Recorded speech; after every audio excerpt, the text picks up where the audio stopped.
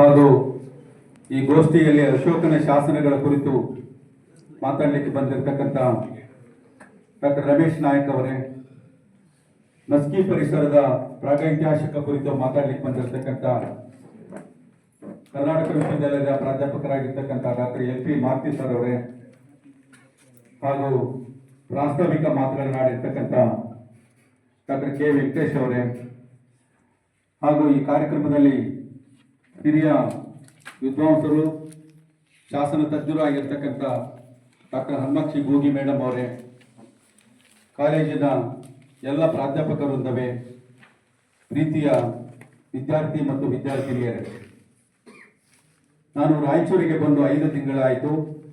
ಆದಿಕವಿ ಮಹರ್ಷಿ ವಾಲ್ಮೀಕಿ ವಿಶ್ವವಿದ್ಯಾಲಯಕ್ಕೆ ಆಗಮಿಸಿದ ಸಂದರ್ಭದೊಳಗಡೆ ನನಗೆ ಬಹಳ ಕುತೂಹಲಕಾರಿಯಾಗಿ ಈ ಪ್ರದೇಶವನ್ನ ಕೆಲವು ಮಾಹಿತಿಗಳು ನನಗೆ ಇದ್ದಂಥದ್ದು.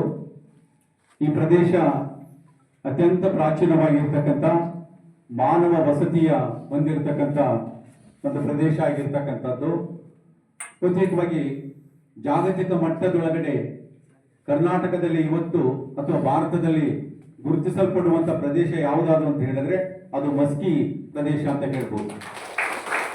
ಕಾರಣ ಏನಂತ ಹೇಳಿದ್ರೆ, ಯಾಕೆ ಈ ಪ್ರದೇಶ ಅಷ್ಟೊಂದು ಮಹತ್ವದ್ದು ಅಂತ ಹೇಳಿದ್ರೆ, ಅಶೋಕನ ಶಾಸನಗಳು, ಆ ಶಾಸನಗಳ ಸಿಗುವುದರ ಜೊತೆಗೆ ಇಲ್ಲೊಂದು ನಗರ ಇತ್ತು, ಇಲ್ಲಿ ಜನವಸತಿ ಇತ್ತು ಅನ್ನುವಂಥ ಅನೇಕ ಇವುಗಳನ್ನ BBC ಅಂತಹ ಬ್ರಾಡ್ಕಾಸ್ಟಿಂಗ್ ಅದು ಪ್ರಸಾರ ಮಾಡಿರ್ತಕ್ಕಂಥದ್ದು. ಅಮೆರಿಕಾದಂತಹ ಇತಿಹಾಸಕಾರರು ಈ ಕಡೆಗೆ ತಿರುಗಿ ನೋಡಿರುವಂಥದ್ದು. ಅಷ್ಟೇ ಅಲ್ಲ, ಉತ್ತರ ಭಾರತದ ಇತಿಹಾಸಕಾರರು ಬಹುತೇಕವಾಗಿ ಆವತ್ತಿನ ಕಾಲದಲ್ಲಿ ಹರಪ್ಪ ಮೊಹಂಜೋದಾರೋ, ಸಿಂಧು ಕೊಳ್ಳದ ನಾಗರಿಕತೆ, ಅದಕ್ಕಿಂತ ಪ್ರಾಚೀನವಾಗಿರ್ತಕ್ಕಂಥ ಒಂದು ನಾಗರಿಕತೆ ಜನವಸತಿಯಲ್ಲಿ ಇತ್ತು ಅನ್ನುವಂತಹ ಸೂಚನೆಗಳನ್ನ ಅವರು ನೀಡಿದ್ದರ ಫಲವಾಗಿ ಈ ಪ್ರದೇಶ ಇವತ್ತು ಅಂತಾರಾಷ್ಟ್ರೀಯ ಮಟ್ಟದೊಳಗಡೆ ಅತ್ಯಂತ ಐತಿಹಾಸಿಕವಾಗಿ, ಪ್ರಾಗೈತಿಹಾಸಿಕವಾಗಿ ಮಹತ್ವದ ಸ್ಥಾನವನ್ನ ಹೊಂದಿರತಕ್ಕಂಥದ್ದು. ಹಾಗಾಗಿ ನನ್ನ ಮಗ ಹೇಳಿದ, ಪಪ್ಪ ನೀವು ಅಲ್ಲಿ ಹೋಗಿ 1 ತಿಂಗಳಾಯ್ತು, ನೀವಿನ್ನೂ ಮಸ್ಕಿಗೆ ಹೋಗಿ ಬಂದಿಲ್ವಾ ಅಂತ ಹೇಳಿದ್ದು. ನನಗೆ ಕೆಲಸದ ಒತ್ತಡದ ಹಿಂದಿನ ಒಳಗಡೆ ಬೇರೆ ಬೇರೆ ಕಾರ್ಯದ ಬಾಹುಳ್ಯದ ಒತ್ತಡದಲ್ಲಿ ನಾನು ಬೆಂಗಳೂರು ಮತ್ತು ರಾಯಚೂರಿಗೆ ಅಲಿದಾಡಬೇಕಾದಂತಹ ಕಾರಣ ಇದ್ದದಕ್ಕಾಗಿ ನನಗೆ ಬರೋಕ್ಕಾಗಲಿಲ್ಲ. ಆದರೂ ಅನಿವಾರ್ಯವಾಗಿ ಒಂದು ದಿವಸ ನಾನು ಬಂದೆ ಇಲ್ಲಿಗೆ. ಈ ಪ್ರದೇಶದಲ್ಲಿ ಇಲ್ಲಿ ಮೇಷ್ಟ್ರುಗಳು ಪೂಜ್ಯ ಮಹಾತ್ಮ ಗೌಡ ಪಾಟೀಲ್ ಅವರು ಅವತ್ತಿರಲಿಲ್ಲ.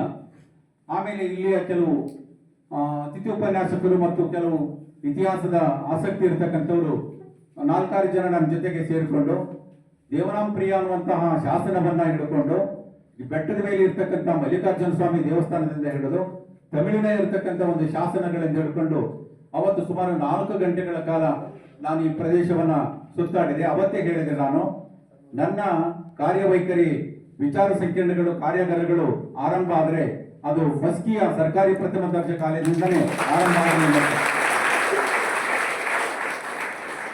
ಯಾಕೆ ಅಂತ ಹೇಳಿದ್ರೆ, ಈ ಪ್ರದೇಶ ಇಷ್ಟೊಂದು ಅಂತಾರಾಷ್ಟ್ರೀಯ ಮಟ್ಟದೊಳಗಡೆ ಗುರುತಿಸ್ಕೊಳ್ತಾ ಇರೋದ್ರಿಂದ ಈ ಪ್ರದೇಶದಿಂದ ಕಾರ್ಯಗಳನ್ನ ನಾವು ಪ್ರಾರಂಭ ಮಾಡಬೇಕು.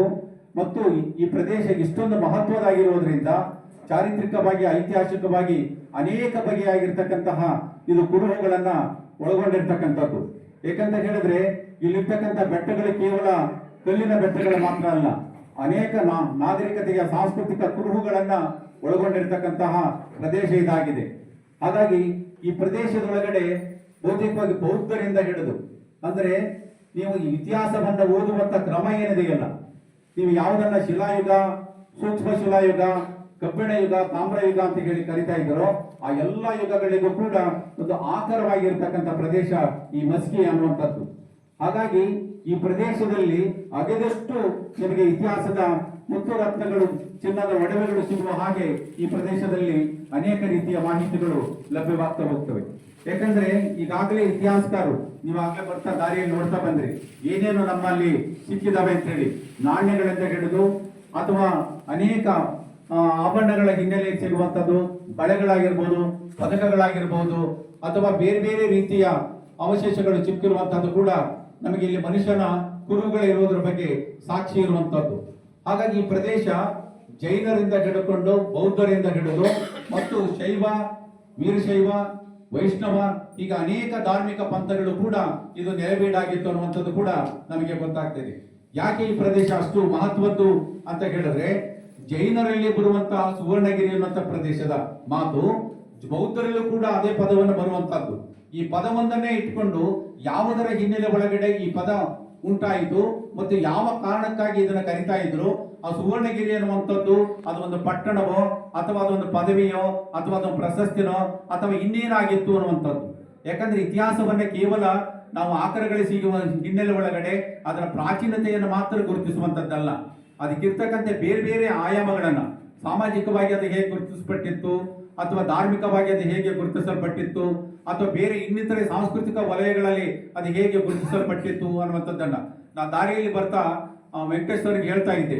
ನೋಡಿ, ಇತಿಹಾಸವನ್ನು ನಾವು ನೋಡ್ತಾ ಇರ್ತಕ್ಕಂಥ ಕ್ರಮ ಬಹುತೇಕವಾಗಿ ನಾವು ಪ್ರಾಚೀನತೆಯನ್ನು ನೋಡ್ತಾ ಇದ್ದೇವೆ ಅಥವಾ ಆಳರಸರುಗಳ ಆಡಳಿತದ ಹಿನ್ನೆಲೆ ಒಳಗಡೆ ಮಾತ್ರ ನೋಡುವಂಥದ್ದು ಅಥವಾ ಅದು ಸಾಂಸ್ಕೃತಿಕವಾಗಿದ್ದಂತಹ ಧಾರ್ಮಿಕ ಕುರುಹುಗಳ ಅಥವಾ ಚಿಹ್ನೆಗಳ ಹಿನ್ನೆಲೆ ಮಾತ್ರ ನೋಡ್ತಾ ಇದ್ದೇವೆ.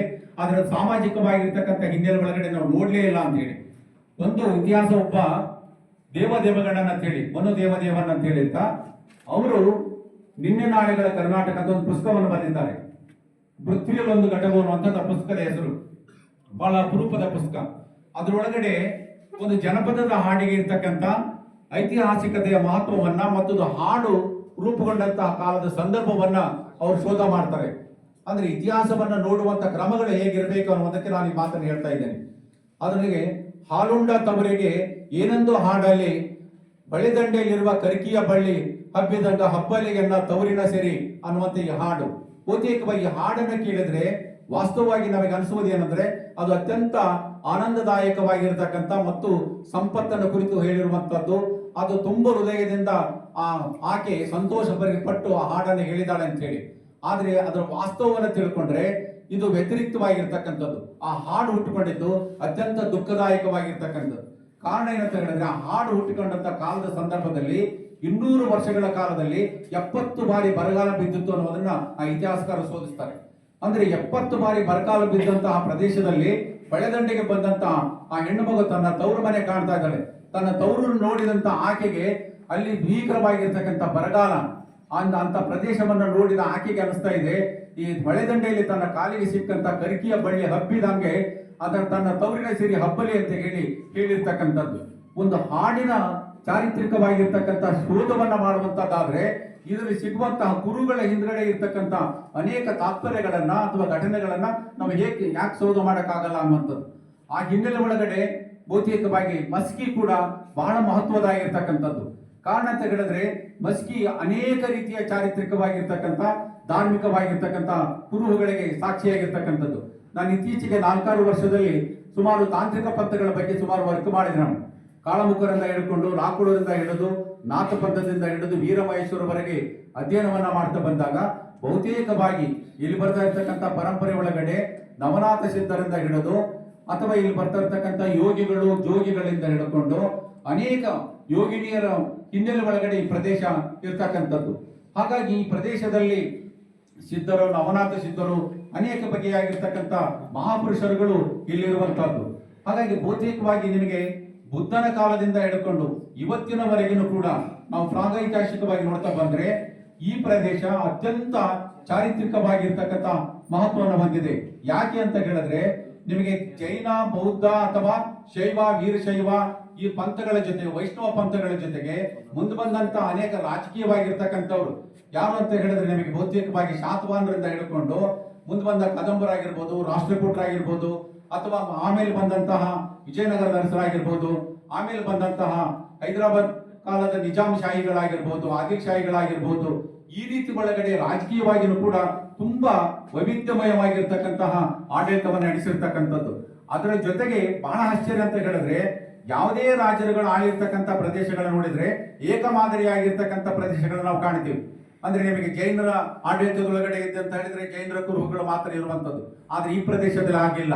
ಬೌದ್ಧರ ಕಾಲದಿಂದ ಹಿಡಿದು ಜೈನರಿಂದ ಹಿಡಿದು ವೈಷ್ಣವ, ಶೈವ, ವೀರಶೈವದ ಅನೇಕ ಪಂಥಗಳು ಇವತ್ತು ನಿಮಗೆ ಶೈವದ ಪಂಥದೊಳಗಡೆ ಬರುವಂತಹ ಕಾಪಾಲಿಕ, ಕಾಳಮುಖ, ನಕುಲಿಶ, ಪಾಶುಪತ, ಕೌಳರು, ಉತ್ತರದ ಕೌಳರು, ಹೀಗ ಕೌಲುಗಳೇ ಓಡ್ಕೊಂಡು ಬರ್ತಾ ಇರ್ತಕ್ಕಂಥ ಈ ಪ್ರದೇಶಗಳು ನೋಡ್ತಾ ಬಂದ್ರೆ ಇದು ಎಷ್ಟು ಬಗೆಯಾಗಿರ್ತಕ್ಕಂಥ ಸಿದ್ಧರ, ನಾಥರ, ಯೋಗಿಗಳ, ಜೋಗಿಗಳ ಈ ಪರಂಪರೆಗೆ ಪ್ರಸಿದ್ಧವಾಗಿತ್ತು ಇಲ್ಲಿಯ ಪ್ರದೇಶ ಅನ್ನೋದು ಕೂಡ ನಮಗೆ ಗೊತ್ತಾಗ್ತಾ ಇದೆ.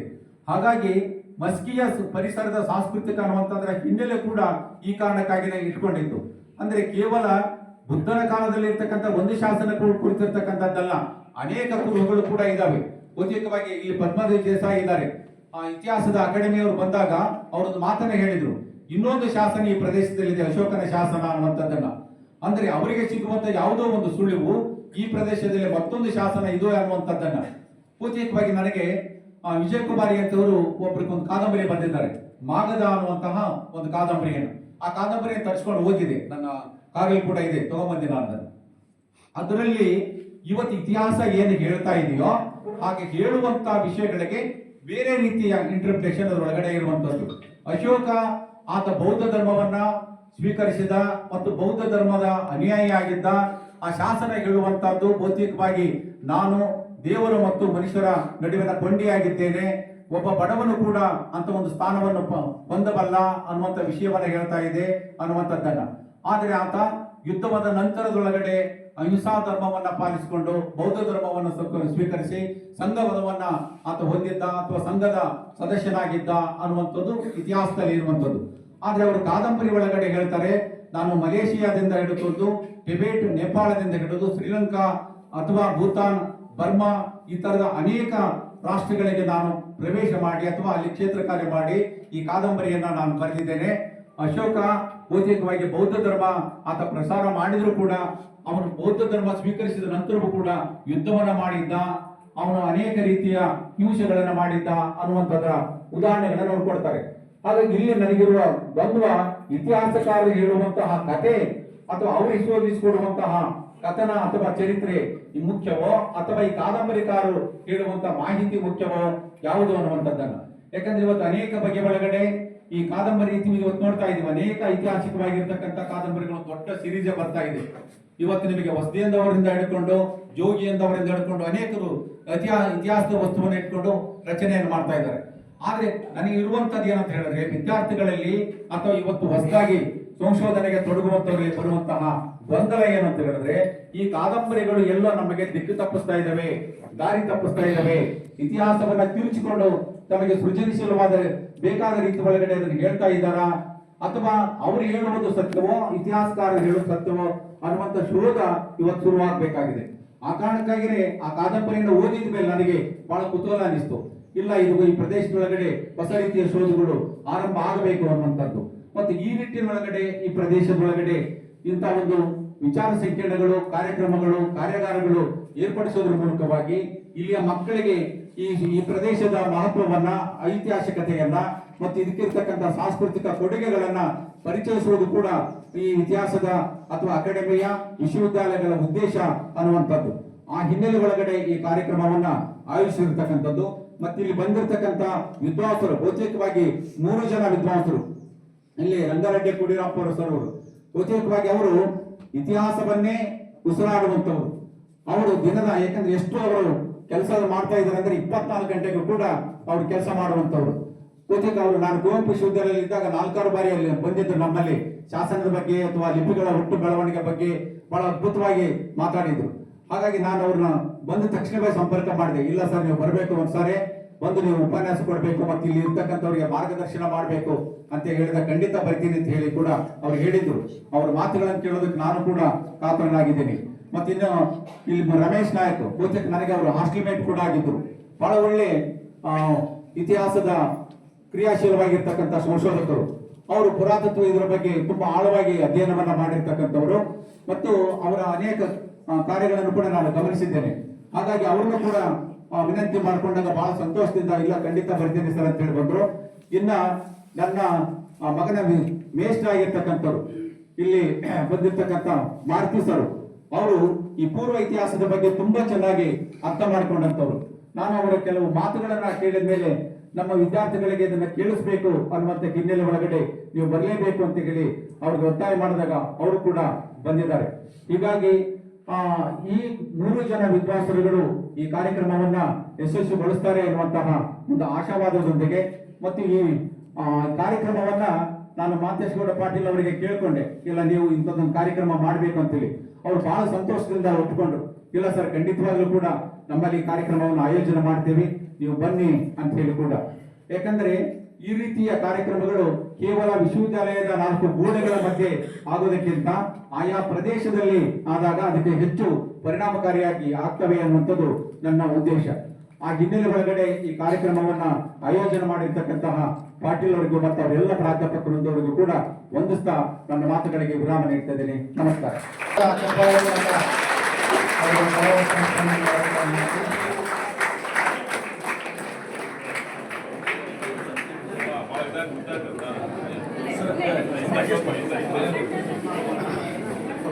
ಕಟ್ಬೇಕು.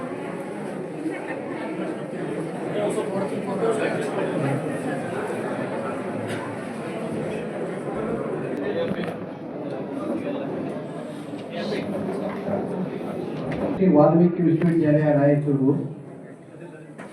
ಇದರ ಇತಿಹಾಸ ವಿಭಾಗ ಹಾಗೂ ದೇವನಾಂಪ್ರಿಯ ಅಶೋಕ ಸರ್ಕಾರಿ ಪ್ರಥಮ ದ್ವಿತೀಯ ಕಾಲೇಜು ಮಸ್ಕಿ ಇವರ ಸಹಯೋಗದಲ್ಲಿ ನಡೀತಾ ಇರ್ತಕ್ಕಂಥ ಮಸ್ಕಿ ಪರಿಸರ ಪುರಾತತ್ವ ಇತಿಹಾಸ ಮತ್ತು ಸಂಸ್ಕೃತಿ ಅಂತಕ್ಕಂಥ ಈ ವಿಚಾರಗೋಷ್ಠಿಯ ಉದ್ಘಾಟನೆ ಮಾಡಿದಂಥ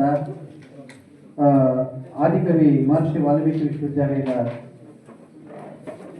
ಕುಲಪತಿಗಳಾಗಿರ್ತಕ್ಕಂಥ ಡಾಕ್ಟರ್ ಪ್ರೊಫೆಸರ್ ಶಿವಾನಂದ ಕೆಳಗಿನಮನೆಯವರೇ, ಈ ಒಂದು ಕಾಲೇಜಿನ ಪ್ರಾಂಶುಪಾಲ ಆಗಿರ್ತಕ್ಕಂಥ ಮಹಾಂತೇಗೌಡ ಪಾಟೀಲ್ ಅವರೇ, ಹಾಗೂ ಈ ಒಂದು ಗೋಷ್ಠಿಯಲ್ಲಿ ಪ್ರಬಂಧ ಮಂಡಿಸಕ್ಕೆ ಬಂದಿರತಕ್ಕಂಥ ವಿದ್ವಾಂಸರೇ, ಹಾಗೂ ಈ ಒಂದು ಕಾಲೇಜಿನ ಮತ್ತು ಈ ಇತಿಹಾಸ ಅಧ್ಯಾಪಕರೇ ಹಾಗೂ ಇತಿಹಾಸ ಪ್ರೇಮಿಗಳೇ, ವಿದ್ಯಾರ್ಥಿನಿಯರು, ಇಲ್ಲಿ ಮುಖ್ಯವಾಗಿ ಅಶೋಕ ಇರತಕ್ಕಂಥ ಒಂದು ವಿಷಯವನ್ನು ಇಟ್ಕೊಂಡು ಅವನು ಓಡಾಡಿರ್ಬೋದಾದಂಥ ಅಥವಾ ಅವನ ಒಂದು ಮಹಾಮಾತರಿರ್ಬೋದು, ಅವರ ಒಂದು ಬಳಗ ಓಡಾಡಿರ್ಬೋದಂತ 2300 ವರ್ಷಗಳ ಹಿಂದೆ ಓಡಾಡಿರ್ಬೋದಾದಂಥ ಒಂದು ಪ್ರದೇಶದ ಒಂದು ಇತಿಹಾಸವನ್ನು ಕುರಿತು ಈ ದಿನ ಮಾತಾಡಬೇಕು ಅಂತ ಹೇಳಿದ್ದಾರೆ. ಇದರ ಜೊತೆಗೆ ಇಲ್ಲಿ ಮುಖ್ಯವಾಗಿ ಬರ್ತಕ್ಕಂಥದ್ದು ಅಶೋಕ. ಯಾವ ಈ ಅಶೋಕ ಇರ್ತಕ್ಕಂಥದ್ದು, ಯಾಕೆಂದರೆ ಯಾಕೆ ಮಸ್ಕಿಗೆ ಬಹಳ ಪ್ರಾಮುಖ್ಯತೆ ಇರ್ತಕ್ಕಂಥದ್ದು, 1915ರಲ್ಲಿ ಈ ಒಂದು ಬ್ರಿಟಿಷರ ಮತ್ತು ನಿಜಾಮರ ಕಾಲದ ಒಂದು ಆಳ್ವಿಕೆಯಲ್ಲಿ ಚಿನ್ನ ಎಲ್ಲೆಲ್ಲಿ ಸಿಗುತ್ತಿರ್ತಕ್ಕಂಥ ಸರ್ವೆ ಮಾಡೋಕ್ಕೆ ಅನೇಕ ಅಧಿಕಾರಿಗಳು ಬರ್ತಾರೆ. ಅಧಿಕಾರಿಗಳು ಬಂದಾಗ 1915ರಲ್ಲಿ ಬೀಡನ್ ಇರ್ತಕ್ಕಂಥ ಒಬ್ಬ ವ್ಯಕ್ತಿ, ಒಬ್ಬ ಇಂಜಿನಿಯರು ಇಲ್ಲೆಲ್ಲ ಜಿಯಾಲಜಿಸ್ಟ್ ಓಡಾಡ್ತಾ ಮಸ್ಕಿಯ ಪರಿಸರದಲ್ಲೂ ಬರ್ತಾನೆ. ಇಲ್ಲೇನಾದ್ರು ಚಿನ್ನ ಸಿಗ್ಬೋದೇನೋ, ಏನಾದ್ರು ಏನು ಈಗ ಸರ್ಫೇಸಲ್ಲಿ ಸಿಗ್ಬೋದು ಅಥವಾ ತಳ ಭೂಮಿಯಲ್ಲಿ ಸಿಗ್ಬೋದು ಅಂತಕ್ಕಂಥ ಹುಡ್ಕೊಂಡು ಬರ್ತಾನೆ. ಹುಡ್ಕೊಂಡು ಬಂದಾಗ ಅವನಿಗೆ ಅಚಾನಕ್ಕಾಗಿ ಈ ಶಾಸನ ಸಿಗುತ್ತೆ. ಯಾವುದು ಈ ಶಾಸನ ಕಣ್ಣು ಬಿಡುತ್ತೆ. ಈಗಿರ್ತಕ್ಕಂಥ ಮಸ್ಕಿಯಲ್ಲಿರ್ತಕ್ಕಂಥ ಒಂದು ಅಶೋಕನ ಶಾಸನ ಅಂತ ಏನು ಗುರುತಿಸ್ತಾ ಇದ್ದೀವಿ, ಅದು ಒಂದು ಕಣ್ಣು ಬಿಡುತ್ತೆ. ಆತ ಅಧಿಕಾರಿ ಆತನಿಗೇನು ಅದ್ರ ಬಗ್ಗೆ ಏನು ಗೊತ್ತಿರಲಿಲ್ಲ. ಯಾಕಂದ್ರೆ ಈಗಾಗಲೇ 1838ರಲ್ಲೇ ಈ ಒಂದು ಅಶೋಕನ ಶಾಸನವನ್ನು ಓದ್ತಕ್ಕಂಥ ಒಂದು ಪರಿಪಾಠ ನಮ್ಮ ಭರತಖಂಡದಲ್ಲಿ ನಡೆದಿತ್ತು. ಅನೇಕರು ಶಾಸನಗಳನ್ನು ಓದಿದ್ರು, ಡೆಲ್ಲಿಯಲ್ಲಿರ್ತಕ್ಕಂಥ ಸ್ತಂಭ ಶಾಸನವನ್ನು ಓದಿದ್ರು. ಪ್ರಿನ್ಸಿಪಲ್, ಮುಖ್ಯವಾಗಿ ಜೇಮ್ಸ್ ಪ್ರಿನ್ಸಿಪಲ್ ಇರ್ತಕ್ಕಂಥ ಒಬ್ಬ ಅಧಿಕಾರಿ, ಟಂಕಸಾಲಿ ಅಧಿಕಾರಿ, ತನ್ನ ಬಳಿ ಬಂದ ನಾಣ್ಯಗಳನ್ನು ಶೇಖರಿಸಿ ಆ ನಾಣ್ಯಗಳನ್ನು ಓದೋದ್ರ ಮೂಲಕ ಪ್ರಯತ್ನ ಪಟ್ಟು ಆ ಅಕ್ಷರಗಳನ್ನು ಈ ಕಾಲದಿಂದ ಇವತ್ತಿನಿಂದ ಹಿಂದಕ್ಕೆ ಹೋಗ್ತಾನೆ ಆತ, ಯಾವುದಿರ್ಬೋದು. ಸೊ ಈ ಥರ ಹೋಗಿ ಆತ ಆ ಮೊಟ್ಟ ಮೊದಲ ಬಾರಿಗೆ ಅಶೋಕನ ಶಾಸನವನ್ನು ಓದ್ತಾನೆ.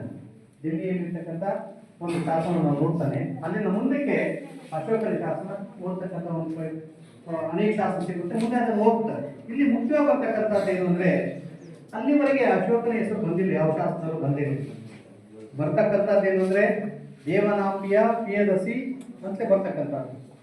ಈ ದೇವನಾಂಪಿಯ ಪ್ರಿಯದಸಿ ಆಗಿರ್ತಕ್ಕಂಥ ಒಂದು ಚರ್ಚೆನೇ ಆವತ್ತಿನ ಒಂದು ನೀವು ಒಂದು ಸಂಶೋಧನಾ ಮ್ಯಾಗಝೈನ್ ನೋಡಿದಾಗ ನಿಮ್ಗೆ ಗೊತ್ತಾಗುತ್ತೆ. ಬಹಳ ಚರ್ಚೆ ನಡೆದಿದೆ, ಯಾರಿರ್ಬೋದು ಅಂತ. ಅದಕ್ಕೆ ಕೊನೆಯ ತಡೆಯನ್ನು ನೋಡಿದ್ದು 1915ರಲ್ಲಿ ಬೀಡನ್ ಇರ್ತಕ್ಕಂಥ ಒಂದು ಅಧಿಕಾರಿ ಕಂಡಿಡಿದಂಥ ಒಂದು ಈ ಶಾಸನ, ಮಸ್ಕಿಯಲ್ಲಿ ಕಂಡಿಡಿದಂಥ ಶಾಸನ. ಈ ಶಾಸನವನ್ನ ಕುರಿತು ಹೊಸಕೋಟೆ ಕೃಷ್ಣಶಾಸ್ತ್ರಿಗಳು ಬಹಳ ವಿಸ್ತಾರವಾಗಿ ಇದ್ರ ಬಗ್ಗೆ ಒಂದು ಲೇಖನ ಬರೆದು ಅದನ್ನು ಪ್ರಕಟ ಮಾಡ್ತಾರೆ. ಇದರ ಜೊತೆಗೆ ಹೈದರಾಬಾದ್ ಸರ್ಕಾರ ಕೂಡ ಒಂದು ಒತ್ತಿಗೆಯನ್ನು ಕೂಡ ಮಸ್ಕಿಯ ಇನ್ಸ್ಕ್ರಿಪ್ಷನ್ಸ್ ಆಫ್ ಮಸ್ಕಿ ಅಂತ ಒಂದು ಶಾಸನ ತೆಗೆದುತ್ತಾರೆ, ಒಂದು ಸಂಪುಟವನ್ನು ತರ್ತಾರೆ. ಹೀಗೆ ಪ್ರಪಂಚಕ್ಕೆ ಮೊಟ್ಟ ಮೊದಲ ಬಾರಿಗೆ ದೇವನಾಂಬಿಯ ಪ್ರಿಯದರ್ಶಿ ಅಂತಕ್ಕಂಥವನು ಅಶೋಕ ಅಂತ ಹೇಳಿದಂಥ ಒಂದು ಹೆಗ್ಗಳಿಕೆ ನಿಮ್ಮ ಮಸಿಗೆಯ ಶಾಸನಕ್ಕೆ ಇರ್ತಕ್ಕಂಥದ್ದು. ಅದು ಪ್ರಮುಖವಾದದ್ದು. ಮೊಟ್ಟ ಮೊದಲ ಬಾರಿಗೆ ಅಲ್ಲಿವರೆಗೆ ಅನಂತ ಸಿಕ್ಕಿವೆ, ಅನಂತ ನಾವು ಬೇರೆ ಸಿಕ್ಕಿರ್ಬೋದು, ಆದರೆ ಮೊಟ್ಟ ಮೊದಲ ಬಾರಿಗೆ ಅಂದ್ರೆ ಒಂದು ತೆರೆ ಎಳೆಯುತ್ತೆ. ದೇವನಾಂಬಿಯ ಪ್ರಿಯದರ್ಶಿ ಯಾರು ಎಂಬತಕ್ಕಂಥ ಒಂದು ಪ್ರಶ್ನೆಗೆ ಅಲ್ಲಿಗೆ ಒಂದು ಕ್ಲೋಸ್ ಒಂದು ತೆರೆ ಎಳೆಯುತ್ತೆ. ದೇವನಾಂಬಿಯ ಪ್ರಿಯದರ್ಶಿ ಅವನು ಅಶೋಕ. ಅಶೋಕ ಎಂಬತಕ್ಕಂಥವನೇ ದೇವನಾಂಬಿಯ ಪ್ರಿಯದರ್ಶಿ ಎಂಬತಕ್ಕಂಥವ್ನು. ಸರಿ, ಈಗ ಆಯ್ತು, ಅಶೋಕ ಆಯ್ತು. ಯಾರು ಇವನು ಅಶೋಕ? ಇವನ ಬಗ್ಗೆ ಹೆಚ್ಚಿಗೆ ಏನು ವಿಷಯಗಳು ಗೊತ್ತಿಲ್ಲ ನಮಗೆ. ಅವನ ಶಾಸನದಲ್ಲಿ ಹೇಳ್ತಕ್ಕಂಥ ಒಂದು ಕೆಲವೊಂದು ವಿಷಯಗಳನ್ನು ಬಿಟ್ಟರೆ ನಮಗೆ ವಿಷಯಗಳು ಸಿಗ್ತಕ್ಕಂಥದ್ದು ಅವರ ಬೌದ್ಧ ಪುರಾಣಗಳಲ್ಲಿ. ಮುಖ್ಯವಾಗಿ ಈ ಅಶೋಕನ ನಂತರ ಅಶೋಕನ ನಂತರ ಒಂದು 500 ವರ್ಷದ ನಂತರ ರಚನೆ ಆಗಿರ್ತಕ್ಕಂಥ ಸಿಂಹಳದ ಕೃತಿಗಳು. ಅಶೋಕನ ಕಾಲದ ರಚನೆ ಆಗಿರ್ತಕ್ಕಂಥವಲ್ಲ ಅವರು. ಅಶೋಕ ಸತ್ತ ಒಂದು 500 ವರ್ಷಗಳ ನಂತರ ಸಿಂಹಳದಲ್ಲಿ ರಚನೆಯಾದಂಥ ದೀಪವಂಶ ಮತ್ತು ಮಹಾವಂಶ ಕೃತಿಗಳು ಮೊದಲ ಬಾರಿಗೆ ಈ ಅಶೋಕನ ಬಗ್ಗೆ ಕೆಲವು ಕಥೆಗಳನ್ನು ಹೇಳ್ತವೆ. ಆ ಕಥೆಗಳು ರಂಜನೀಯವಾದಂಥ ಕಥೆಗಳು ಒಂಥರದಲ್ಲಿ. ವಾಸ್ತವವಾಗಿ ನಿಮಗೆ ಬೇರೆ ಬೇರೆ ನಮ್ಮ ಇವತ್ತೇನು ನಾವು ಸಿನಿಮಾಗಳಲ್ಲಿ ನೋಡ್ತೀವಿ ಆ ಥರದ ಘಟನೆಗಳು. ಅಂದರೆ ಈತ ಕಾಲಾಶೋಕನಾಗಿದ್ದ, ಚಂಡಾಶೋಕನಾಗಿದ್ದ, ಅಂದರೆ ಅಷ್ಟು ಕ್ರೂರನಾದಂಥ ವ್ಯಕ್ತಿಯಾಗಿದ್ದ. ತನ್ನ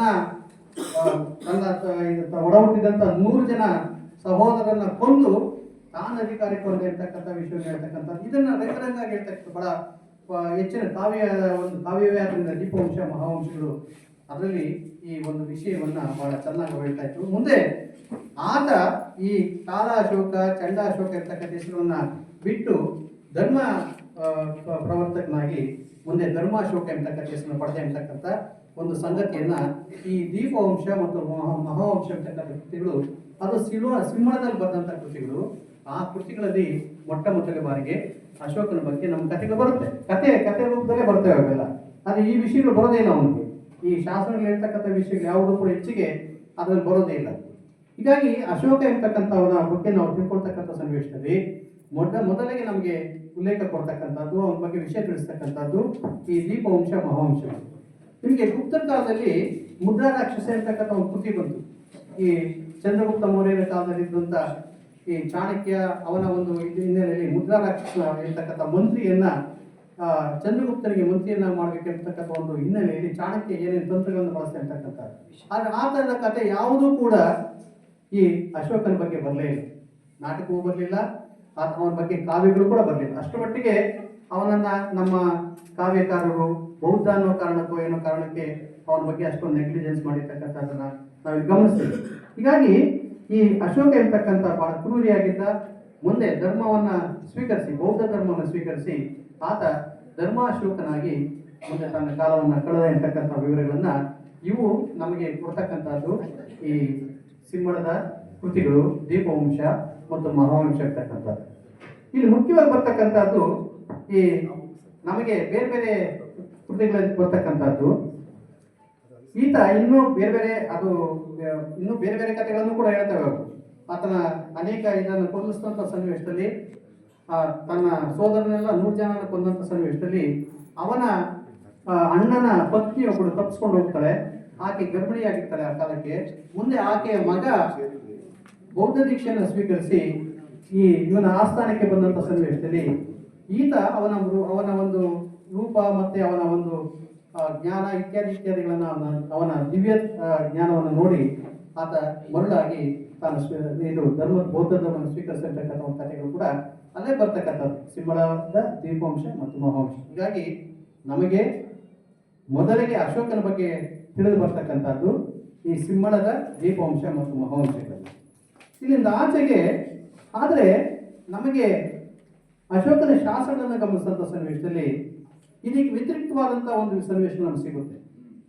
ಅಂದ್ರೆ ಇಲ್ಲಿ ಹೇಳ್ತಕ್ಕಂಥ 100 ಜನ ಅಣ್ಣಂದಿದ್ರು ತಮ್ಮಂದಿರು ಇರ್ತಕ್ಕಂಥ ಒಂದು ಉಲ್ಲೇಖನೆ ಬರೋದಿಲ್ಲ ಯಾವ ಶಾಸನದಲ್ಲೂ ಕೂಡ.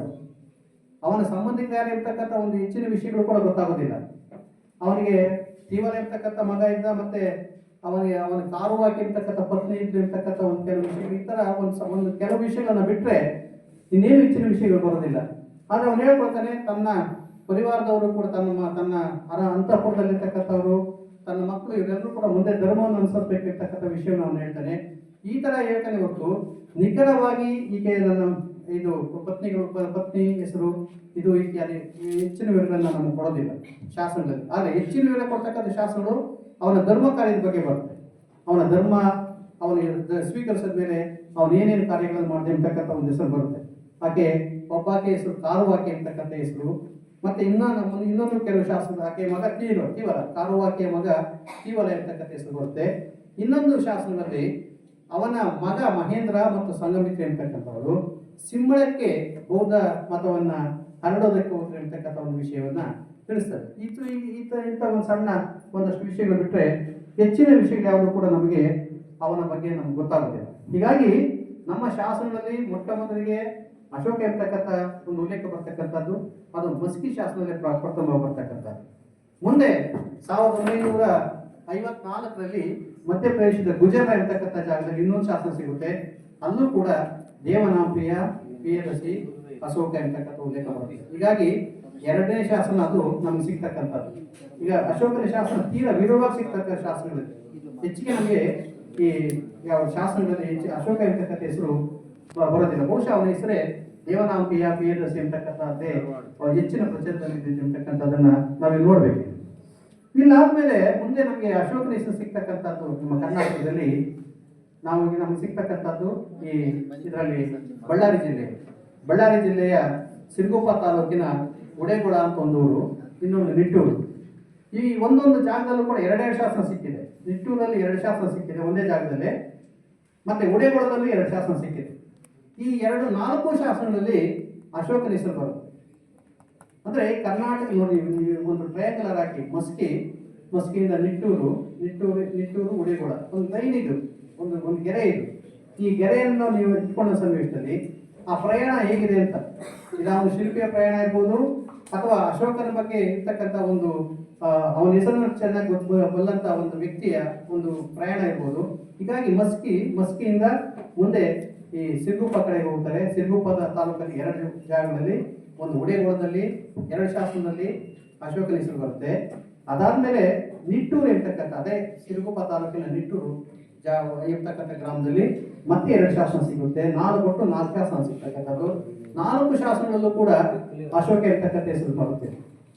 ಮತ್ತೆ ಇನ್ಯಾವ ಶಾಸನಗಳಲ್ಲೂ ಇಲ್ಲ. ಮತ್ತೆ ಕೊಪ್ಪಳದಲ್ಲಿ ಸಿಗ್ತಕ್ಕಂಥ ಗವಿಮಠದ ಶಾಸನದಲ್ಲಾಗಲಿ ಅಥವಾ ಪಾಲಿಕೆಗೊಂಡು ಶಾಸನದಲ್ಲಿ ಅಶೋಕನ ಹೆಸರು ಬರೋದಿಲ್ಲ. ಇನ್ನು ಕೆಳಗೆ ಬಂದಂತ ಸನ್ನಿವೇಶದಲ್ಲಿ ಚಿತ್ರದುರ್ಗದಲ್ಲಿ ಸಿಗ್ತಕ್ಕಂಥ ಅಂದ್ರೆ ಬಳ್ಳಾರಿಯಿಂದ ಇನ್ನು ಕೆಳಗೆ ಬಂದ್ರೆ ಚಿತ್ರದುರ್ಗ ಸಿಗುತ್ತೆ, ಮೊಳಕಾಲ್ಮೂರು ತಾಲೂಕು. ಆ ಮೊಳಕಾಲ್ಮೂರು ತಾಲೂಕಿನ ಜಟ್ಟಂಗಿ ರಾಮೇಶ್ವರ ಅಥವಾ ಸಿದ್ದಾಪುರ ಅಥವಾ ಬ್ರಹ್ಮಗಿರಿ, ಈ 3 ಕಡೆ ಸಿಕ್ಕಿರ್ತಕ್ಕಂಥ ಶಾಸನದಲ್ಲೂ ಕೂಡ ಅಶೋಕನ ಹೆಸರು ಬರೋದಿಲ್ಲ. ಇಲ್ಲಿ ಅಲ್ಲೆಲ್ಲ ಬರ್ತಕ್ಕಂಥದ್ದು ಇವನ್ ಒಟ್ಟಿಗೆ ಬರ್ತಕ್ಕಂಥದ್ದು ದೇವನಾಂಪಿಯ ಪ್ರಿಯದರ್ಶಿ ಅಂತ. ಹೀಗಾಗಿ ಈ 4 ಮತ್ತು 5 ಶಾಸನಗಳಲ್ಲಿ ನಮಗೆ ಬಹಳ ಪ್ರಮುಖವಾಗಿ ಅಶೋಕನ ಹೆಸರು ಬರ್ತಕ್ಕಂಥದ್ದನ್ನ ನಾವು ಗಮನಿಸ್ತೀವಿ. ಇನ್ನೊಂದು ಶಾಸನ, ಅದು ಆ ಶಾಸನ ಅಶೋಕನ ಹೆಸರು ಬರ್ತಕ್ಕಂಥ ಶಾಸನ ಇತ್ತೀಚಿನದು. ಅದೇ ಅಶೋಕನ ಶಾಸನದಲ್ಲಿ ಅಲ್ಲ, ಅದು ಶಾತವಾಹನರ ಕಾಲದಲ್ಲಿ. ಅದು 90ರ ದಶಕದಲ್ಲಿ 90ರ ದಶಕದಲ್ಲಿ ಸನ್ನತಿ ಹತ್ರ ಇರ್ತಕ್ಕಂಥ ಕನಗನಹಳ್ಳಿ ಇರ್ತಕ್ಕಂಥ ಒಂದು ಗ್ರಾಮದಲ್ಲಿ ಇರ್ತಕ್ಕಂಥ ಒಂದು ಸೈಟ್ ಅನ್ನ ಅಥವಾ ಒಂದು ಜಾಗವನ್ನು ಉತ್ಖನನ ಮಾಡ್ತಕ್ಕಂಥ ಸನ್ನಿವೇಶದಲ್ಲಿ ಅದು ಕೂಡ ಅಚಾನಕ್ ಗೊತ್ತಾಗಿದೆ. ಯಾಕಂದ್ರೆ ಈಗಾಗಲೇ ಅಶೋಕನ ಶಾಸನ ಒಂದು ಅಲ್ಲಿ ಪತ್ತೆ ಆಗಿರ್ತದು. ಆದ್ರೆ ಇನ್ನು ಮುಂದೆ ಅಲ್ಲಿ ಒಂದು ಚೆಕ್ ಡ್ಯಾಮ್ ಕಟ್ಟಬೇಕಾಗಿತ್ತು. ಆ ಚೆಕ್ ಡ್ಯಾಮ್ ಕಟ್ಟೋದಕ್ಕಾಗಿ ಸರ್ವೆ ಮಾಡ್ತಾರೆ, ಮತ್ತೆ ಆರ್ಕಿಯಾಲಜಿಯವರು ಸರ್ವೆ ಮಾಡ್ತಾರೆ, ಮತ್ತೆ ಬೇರೆ ಸರ್ವೆ ಮಾಡ್ತಾರೆ. ಸನ್ನಿವೇಶದಲ್ಲಿ ಕನಗನಹಳ್ಳಿಯಲ್ಲಿ ಒಂದು ದಿಬ್ಬ ಕಾಣಿಸ್ಕೊಡುತ್ತೆ. ಆ ದಿಬ್ಬವನ್ನ ಮತ್ತೆ ಅಲ್ಲಿ ಇರ್ತಕ್ಕಂಥ ಕೆಲವು ಇದು ಹೊರಗಿನ ಕೆಲವು ಗುರುತುಗಳನ್ನು ಕಂಡು ಇದು ಬೌದ್ಧ ದಿಬ್ಬ ಅಂತ ಹೇಳ್ಕೊಂಡು ಅದನ್ನು ಉತ್ಖನನ ಮಾಡ್ತಾರೆ. ಉತ್ಖನನ ಮಾಡಿದಾಗ ಇಡೀ ಪ್ರಪಂಚದಲ್ಲೇ ಅತ್ಯದ್ಭುತವಾದಂಥ ಕೆಲವು ಫಲಿತಾಂಶಗಳು ಬರುತ್ತೆ.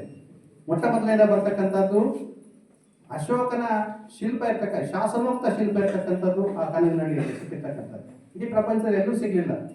ನಿಮ್ಮ ಸನ್ನತಿಗೆ ಹೋದಾಗ ಎಂದಾದ್ರೂ ಸನ್ನತಿ ಕಡೆ ಹೋದ್ರೆ ನೀವು ದಯವಿಟ್ಟು ನೋಡ್ಕೊಂಬನ್ನಿ. ವಿದ್ಯಾರ್ಥಿಗಳು ಕೂಡ ಅದನ್ನು ತಪ್ಪದೇ ನೋಡಿ, ಯಾಕಂದ್ರೆ ಇಂಥ ಜಾಗ ನಮ್ಗೆ ಸಿಗೋದಿಲ್ಲ. ಯಾಕಂದ್ರೆ ಇಡೀ ಕರ್ನಾಟಕದಲ್ಲಿ ನಮ್ಮ ಟೂರಿಸಂ ಎಷ್ಟು ಸತ್ತೋಗಿದೆ ಅಂದ್ರೆ ಅಂತ ಜಾಗಗಳಿಗೆ ಏನು ಪ್ರಭಾವ ಇದೇ ಇಲ್ಲ. ಇಡೀ ದಕ್ಷಿಣ ಭಾರತದಲ್ಲೇ ಅತ್ಯಂತ ಪ್ರಮುಖವಾದಂತಹ ಒಂದು ಶಿಲ್ಪಗಳನ್ನು ಪಡೆದಿರ್ತಕ್ಕಂಥ ಒಂದು ನೆಲೆ ಕನಗನಹಳ್ಳಿ ನೆಲೆ. ಹೀಗಾಗಿ ಆದ್ರೆ ಅಮರಾವತಿಯನ್ನು ನಾವು ನೋಡ್ತೀವಿ. ಅಮರಾವತಿಯವರ ತೆಗೆದುಕೊಂಡು ಹೋಗಿ ಇದರಲ್ಲಿ ಇಟ್ಟಿದ್ದಾರೆ, ಇಲ್ಲಿ ಮೆಡ್ರಾಸಲ್ಲಿ ಇಟ್ಟಿದ್ದಾರೆ. ಅಮರಾವತಿ ಅಂದ್ರೆ ಕೃಷ್ಣ ಮುಖಜ ಭೂಮಿ ಸಿಗ್ತಕ್ಕಂಥ ಅನೇಕ ಬೌದ್ಧ ಸ್ತೂಪಗಳ ಒಂದು ಶಿಲ್ಪಗಳನ್ನ ಎಲ್ಲ ಅದು ಮದ್ರಾಸ್ ಅಧಿಪತಿ ಇದ್ದಿದ್ದರಿಂದ ಎಲ್ಲ ಮದ್ರಾಸ್ ತೆಗೆದುಕೊಂಡೋಗಿ ಮದ್ರಾಸ್ ನಲ್ಲಿ ಇರ್ತಕ್ಕಂಥ ಮ್ಯೂಸಿಯಂ ಇಟ್ಟಿದ್ದಾರೆ. ಆದರೆ ಇಲ್ಲಿ ಅಲ್ಲೇ ಇಟ್ಟಿದ್ದಾರೆ.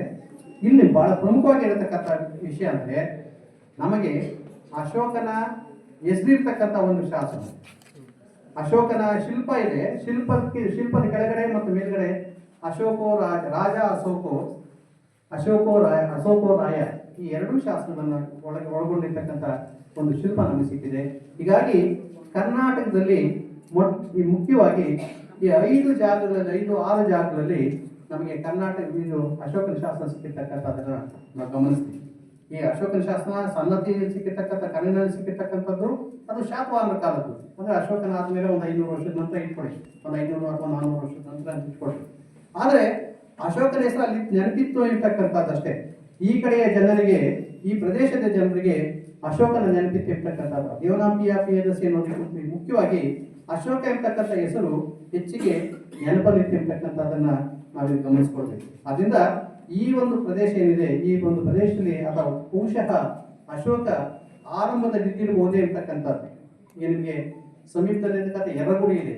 ಯರಗುಡಿ ಅಂದ್ರೆ ನಿಮಗೆ ಗುಂತರಿಂದ ಇದು ಗುತ್ತಿಯಿಂದ ಇದು ಮಂತ್ರಾಲಯಕ್ಕೆ ಹೋಗ್ಬೇಕಾದ್ರೆ ನಿಮಗೆ ಸಿಗುತ್ತೆ ಅವನಲ್ಲಿ ಯರಗುಡಿ. ಆ ಯರಗುಡಿಯಲ್ಲಿರ್ತಕ್ಕಂಥದ್ದು ಶಾಸನ ಸಿಕ್ಕಿದೆ. ಅದರಲ್ಲೂ ಕೂಡ ಅಶೋಕನ ಹೆಸರಿಲ್ಲ, ಇಷ್ಟು ಸಮೀಪದಲ್ಲಿದ್ದರೂ ಕೂಡ.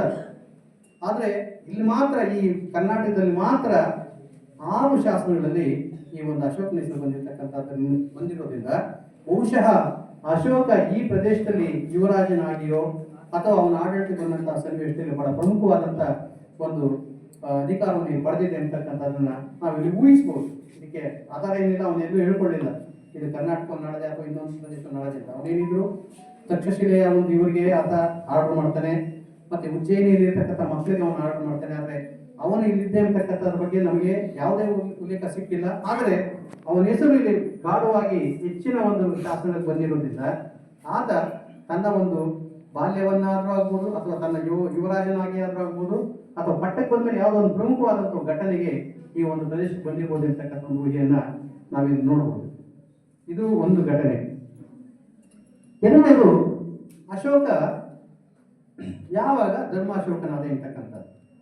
ನಮ್ಮಲ್ಲಿ ಅವನ ಶಾಸನಗಳನ್ನೇ ಗಮನಿಸಿದಂಥ ಸನ್ನಿವೇಶದಲ್ಲಿ ಅವನ ಶಾಸನಗಳನ್ನ ಮುಖ್ಯವಾಗಿ ಒಂದು ಶಿಲಾಶಾಸನದ ಮಾಲಿಕೆಯಲ್ಲಿ ಬರ್ತಕ್ಕಂಥದ್ದು 12 ಶಾಸನಗಳ ಮಾಲಿಕೆ. ಮುಂದೆ ಅದ್ರ ಬಗ್ಗೆ ನಾನು ಇವಾಗ ಹೇಳ್ತೀನಿ. ಆ 12 ಶಾಸನಗಳ ಮಾಲಿಕೆಯಲ್ಲಿ 13ನೇ ಶಾಸನದಲ್ಲಿ ಆತ ನೇರವಾಗಿ ಹೇಳ್ತಾನೆ, ಕಳಿಂಗ ಇದುವರೆಗೂ ಯಾರೂ ಸೋಲಿಸದೇ ಇದ್ದಂಥ ಒಂದು ಕಳಿಂಗ ಪ್ರದೇಶದ ಮೇಲೆ ಆತ ಯುದ್ಧಕ್ಕೆ ಹೋಗ್ತಾನಂತೆ. ಯುದ್ಧದಲ್ಲಿ ಆತ ಯುದ್ಧವನ್ನು ಗೆಲ್ತಾನೆ. ಆ ಗೆದ್ದಂಥ ಸನ್ನಿವೇಶದಲ್ಲಿ ಅನೇಕ ಶತಸಹಸ್ರ ಜನರನ್ನ ಆತ ಸೆರೆ ಹಿಡ್ಕೊಂಡು ಹೋಗಲಾಯಿತು. ಸೆರೆ ಹಿಡ್ಕೊಂಡು ಎಲ್ಲಿ ಹೋಗಿರ್ತಾನೆ? ಪಾಟ್ಲಿಪುತ್ರದ ಕಡೆಗೆ ಹೋಗಿರ್ತಾನೆ.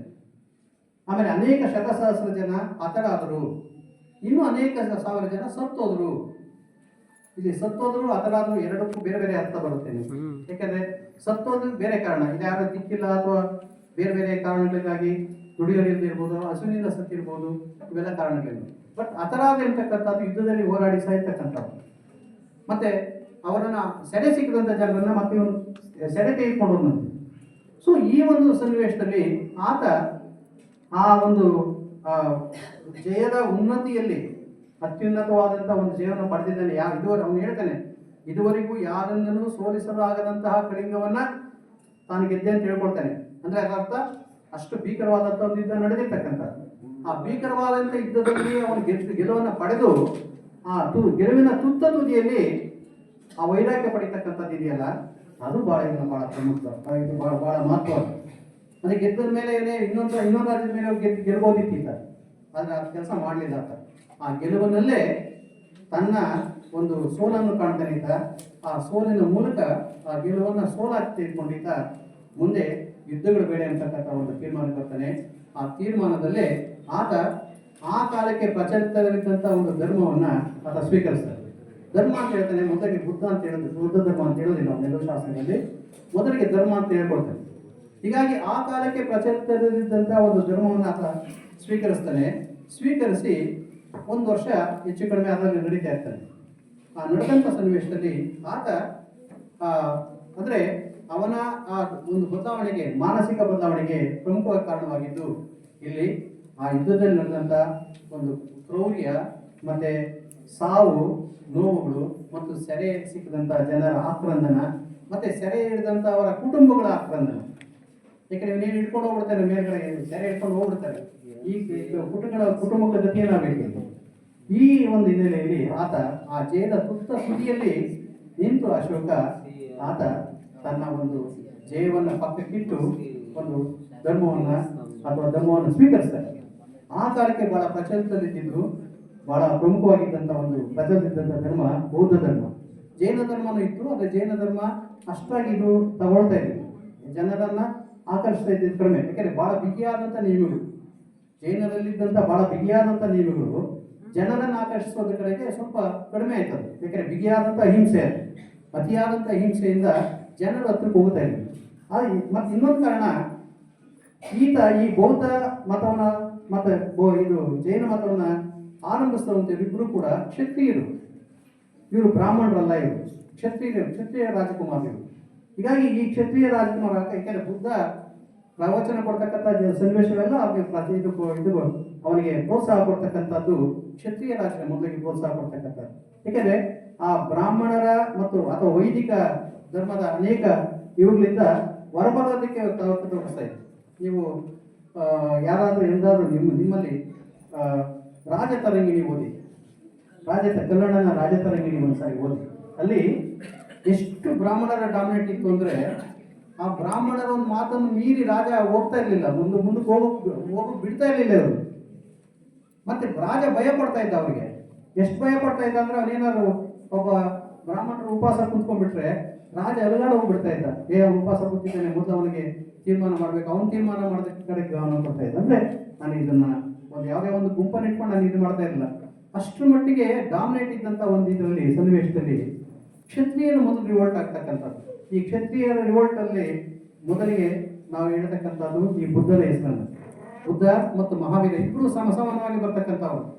ಆದರೆ ಎಲ್ಲೂ ಕೂಡ ಇಬ್ಬರು ಒಬ್ಬರನ್ನೊಬ್ಬರು ಸನ್ಸಿಲ್ಲ. ಇತಿಹಾಸವನ್ನು ನೀವು ಗಮನಿಸಿದಾಗ ನಿಮ್ಗೆ ಗೊತ್ತಾಗುತ್ತೆ, ಯಾರು ಕೂಡ ಇಬ್ಬರು ಕೂಡ ಇವನು ಪ್ರವಚನ ಕೊಟ್ಟ ಮೇಲೆ ಅವನು ಪ್ರವಚನ ಕೊಡ್ತಾನೆ, ಬುದ್ಧ ಬಂದ ಮೇಲೆ ಮಹಾವೀರರು ಬರ್ತಾರೆ, ಮಹಾವೀರ ಆದ್ಮೇಲೆ ಬುದ್ಧ ಬರ್ತಾನೆ. ಬಟ್ ಯಾರು ಕೂಡ ಇಬ್ಬರು ಒಂದು ಕಡೆಗೆ ಸೇರಲಿಲ್ಲ ಇಬ್ಬರು ಕೂಡ. ಅಂದ್ರೆ ಇದು ಇತಿಹಾಸ ಘಟನೆ ಇತ್ತು. ಹೀಗಾಗಿ ಈ ಬೌದ್ಧ ಮತ ಏನಿತ್ತು, ಈ ಬೌದ್ಧ ಮತವನ್ನ ಆತ ಸ್ವೀಕರಿಸ್ತಾನೆ. ಈ ಸ್ವೀಕರಿಸಿದಂಥ ಸನ್ನಿವೇಶ, ಯಾಕೆಂದ್ರೆ ಆ ಕಾಲಕ್ಕೆ ಪ್ರಚಲಿಸಿದಂಥ ಒಂದು ಮತ ಇತ್ತು ಬೌದ್ಧ ಮತ. ಈ ಕಾಲಕ್ಕಾಗಲೇ ಸ್ವಲ್ಪ ಮಟ್ಟಿಗೆ ಎಸ್ಟಾಬ್ಲಿಷ್ ಆಗಿತ್ತು ಉತ್ತರ ಭಾರತ ಆರ್ಯಾವರ್ತದಲ್ಲಿ. ಆರ್ಯಾವರ್ತ ಅಂದರೆ ಗಂಗಾ ಮತ್ತು ಯಮುನಾ ನದಿಗಳ ಒಂದು ಹರಿಯತಕ್ಕಂಥ ಪ್ರದೇಶ. ಆ ಆರ್ಯಾವರ್ತದಲ್ಲಿ ಇದು ಬಹಳ ಮಟ್ಟಿಗೆ ಎಸ್ಟಾಬ್ಲಿಷ್ ಆಗಿತ್ತು. ಆ ಒಂದು ಮತವನ್ನೇ ಸ್ವೀಕರಿಸಿ ಅಲ್ಲಿಂದ ಮುಂದೆ ನಡೀತು. ಈ ಕಾಲಕ್ಕೆ, ಅಶೋಕನ ಕಾಲಕ್ಕೆ 2 ಬೌದ್ಧ ಸಮ್ಮೇಳನ ನಡೆದಿರುತ್ತೆ. ಅಶೋಕನ ಪೂರ್ವದಲ್ಲಿ 2 ಬೌದ್ಧ ಸಮ್ಮೇಳನ ನಡೆದಿರುತ್ತೆ. 3ನೇ ಸಮ್ಮೇಳನವನ್ನ ಅಶೋಕನೇ ಮಾಡ್ತಾನೆ. 3ನೇ ಸಮ್ಮೇಳನ, ಬೌದ್ಧ ಸಮ್ಮೇಳನವನ್ನ ಅಶೋಕನೇ ಆತ ತನ್ನ ಬೌದ್ಧ ಸಮ್ಮೇಳನವನ್ನು ಮಾಡ್ತಾನೆ. ಅದು ಮೊಗ್ಗಲಿ ಸುತ್ತ ಅವರ ಒಂದು ಅಧ್ಯಕ್ಷತೆಯಲ್ಲಿ ಆತ ಆ ಒಂದು ಸಮ್ಮೇಳನವನ್ನ ಅಥವಾ 3ನೇ ಸಮ್ಮೇಳನವನ್ನು ನೆರವೇರಿಸ್ತಾನೆ. ಅಂದರೆ ಅಷ್ಟಮಟ್ಟಿಗೆ ಆ ಬೌದ್ಧ ಮತದಲ್ಲಿ ಆತ ಸೇರ್ಕೊಳ್ತಾನೆ, ಬೌದ್ಧ ಮತವನ್ನು ತನ್ನನ್ನು ಅರಗಿಸ್ಕೊಳ್ತಾನೆ. ಇಲ್ಲಿ ಇಂಥ ಒಂದು ಸನ್ನಿವೇಶದಲ್ಲಿ ನಮಗೆ ಗೊತ್ತಾಗ್ತಕ್ಕಂಥದ್ದು ಈ ಮಸ್ಕಿ ಶಾಸನದ ಒಂದು ಪ್ರಾಮುಖ್ಯತೆಯನ್ನು ನಾನು ಈಗ ಹೇಳಿದ್ದೇನೆ ನಿಮಗೆ. ಅದರಿಂದ ಅಶೋಕ ಬಹುಶಃ ಈ ಪ್ರದೇಶದಲ್ಲಿ ಬಹಳಷ್ಟು ಮಟ್ಟಿಗೆ ತನ್ನ ಪ್ರಭಾವವನ್ನು ಬೀರಿದೆ ಅಂತಕ್ಕಂಥದ್ದನ್ನು ನೋಡಬೇಕು. ಈಗ ಯುದ್ಧ ಆದಮೇಲೆ ಇಲ್ಲಿ ಆ ವಿಜಯವನ್ನ, ಅದು ಯುದ್ಧ ವಿಜಯ ಅಲ್ಲ, ಅದು ಆ ಯುದ್ಧ ವಿಜಯವನ್ನ ಧರ್ಮ ವಿಜಯವನ್ನಾಗಿ ಸ್ವೀಕರಿಸ್ತಾನೆ. ಧರ್ಮ ವಿಜಯ ಅಂತ ಕರ್ಕೊಳ್ತಾನೆ ಅದನ್ನು. ಇದು ಯುದ್ಧ ವಿಜಯ ಅಲ್ಲ, ಕಳಿಂಗದ ವಿಜಯ ಆಯಿತು. ಈ ಕಳಿಂಗದ ಯುದ್ಧ ಇದು ನನ್ನ ಪಾಲಿಗೆ ಧರ್ಮ ವಿಜಯ ಅಂತ ಹೇಳ್ಕೊಳ್ತಾನೆ. ಅದರಂತೆ ಆತ ಮುಂದೆ ಧರ್ಮಕ್ಕೆ ಹೆಚ್ಚಿನ ಒಂದು ತನ್ನ ಕೊಟ್ಕೊಂಡು ಹೋಗ್ತಾನೆ. ಇಲ್ಲಿ ಆತ ಧರ್ಮ ವಿಜಯವನ್ನ ಸ್ವೀಕರಿಸಿದ ಮೇಲೆ, ಬೌದ್ಧ ಧರ್ಮವನ್ನು ಸ್ವೀಕರಿಸಿದ ಮೇಲೆ ಆತ ಕೆಲವು ಶಾಸನದ ಘಟನೆಗಳನ್ನ ಹೇಳ್ಕೊಳ್ತಾನೆ. ಎಷ್ಟೆಷ್ಟು ಯಾವ ವರ್ಷ ಇದು ಮಾಡಿದೆ ಅಂತ. ಈ ಅವನ ಕಾಲದಲ್ಲಿ ಮಹಾಮಾತ್ರ ಎಂತಕ್ಕಂಥ ಒಂದು ಇದನ್ನ ಸೃಷ್ಟಿ ಮಾಡ್ತಾನೆ. ಅದುವರೆಗೆ ಇರಲಿಲ್ಲ ಮಹಾಮಾತ್ರ ಎಂತಕ್ಕಂಥ ಒಂದು ಹುದ್ದೆಗಳು. ಈ ಮಹಾಮಾತ್ರ ಎಂತಕ್ಕಂಥ ಹುದ್ದೆಗಳನ್ನ ಆತ ಸೃಷ್ಟಿ ಮಾಡಿ ಧರ್ಮವನ್ನು ಪ್ರಚಾರ ಮಾಡೋದಕ್ಕೆ ಬೇರೆ ಬೇರೆ ಪ್ರದೇಶಗಳು ಕಳಿಸ್ತಾನೆ. ಇವತ್ತು ಬೌದ್ಧ ಮತದ ಅನೇಕ ಕುರುಬರು ಎಲ್ಲ ಕಡೆ ಸಿಗ್ತಾ ಇದೆ, ನಮಗೆ ಕರ್ನಾಟಕದಲ್ಲೆಲ್ಲ ಸಿಗ್ತಾ ಇದೆ ಅನ್ನೋದಾದ್ರೆ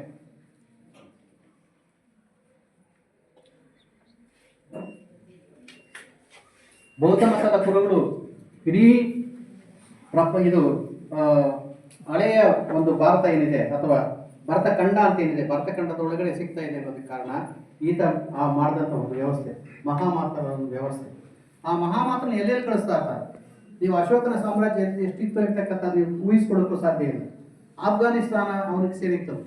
ಆಫ್ಘಾನಿಸ್ತಾನದಿಂದ ಹಿಡಿದು ಇವತ್ತಿನ ಚಿತ್ರದುರ್ಗದವರೆಗೆ ಇರ್ತಕ್ಕಂಥದ್ದು ಬರ್ಮಾವನ್ನು ಸೇರಿಕೊಂಡು, ಬರ್ಮಾ ಈಗಿನ ಬರ್ಮಾ ಅಂತೇನಿದೆ, ಸುವರ್ಣ ಭೂಮಿ ಅಂತೇನಿದೆ, ಆ ಸುವರ್ಣ ಭೂಮಿಯನ್ನು ಸೇರಿಸ್ಕೊಂಡಿರ್ತಕ್ಕಂಥ ಇಷ್ಟೊಂದು ವಿಶಾಲವಾದಂಥ ಪ್ರಪಂಚಕ್ಕೆ ಪ್ರದೇಶಕ್ಕೆ ಇದು ಅಶೋಕ ರಾಜನಾಗಿದ್ದಾನೆ. ಎಲ್ಲೆಲ್ಲಿ ಕಳಿಸ ಮಹಾಮಾತ್ರ ಇರ್ತಕ್ಕಂಥ ಒಂದು ಲೀಸ್ಟ್ ನಾನು ತಗೊಡ್ತಾನೆ. ಒಂದು ಮಧ್ಯಂತಿಕ ಇರ್ತಕ್ಕಂಥ ಒಬ್ಬ ಇವರನ್ನ ಮಹಾಮಾತ್ರನ್ನ ಕಾಶ್ಮೀರ ಮತ್ತು ಗಾಂಧಾರಕ್ಕೆ ಕಳಿಸ್ತಾನಂತೆ. ಗಾಂಧಾರ ಅಂದ್ರೆ ಆಫ್ಘಾನಿಸ್ತಾನ, ಗಾಂಧಾರಿ ದೇಶ, ಗಾಂಧಾರಿ ಆಫ್ಘಾನಿಸ್ತಾನ, ಅದಕ್ಕೆ ಗಾಂಧಾರ ಅಂತ ಕರೀತಕ್ಕಂಥ. ಗಾಂಧಾರ ದೇಶದೊಳಗಿಂದ ಗಾಂಧಾರಿ ಬರ್ತಕ್ಕಂಥ ಆಫ್ಘಾನಿಸ್ತಾನ ಆಫ್ಘಾನಿಸ್ತಾನ ಮತ್ತು ಕಾಶ್ಮೀರಕ್ಕೆ ಅವನನ್ನು ಕಳಿಸ್ತಾನಂತೆ.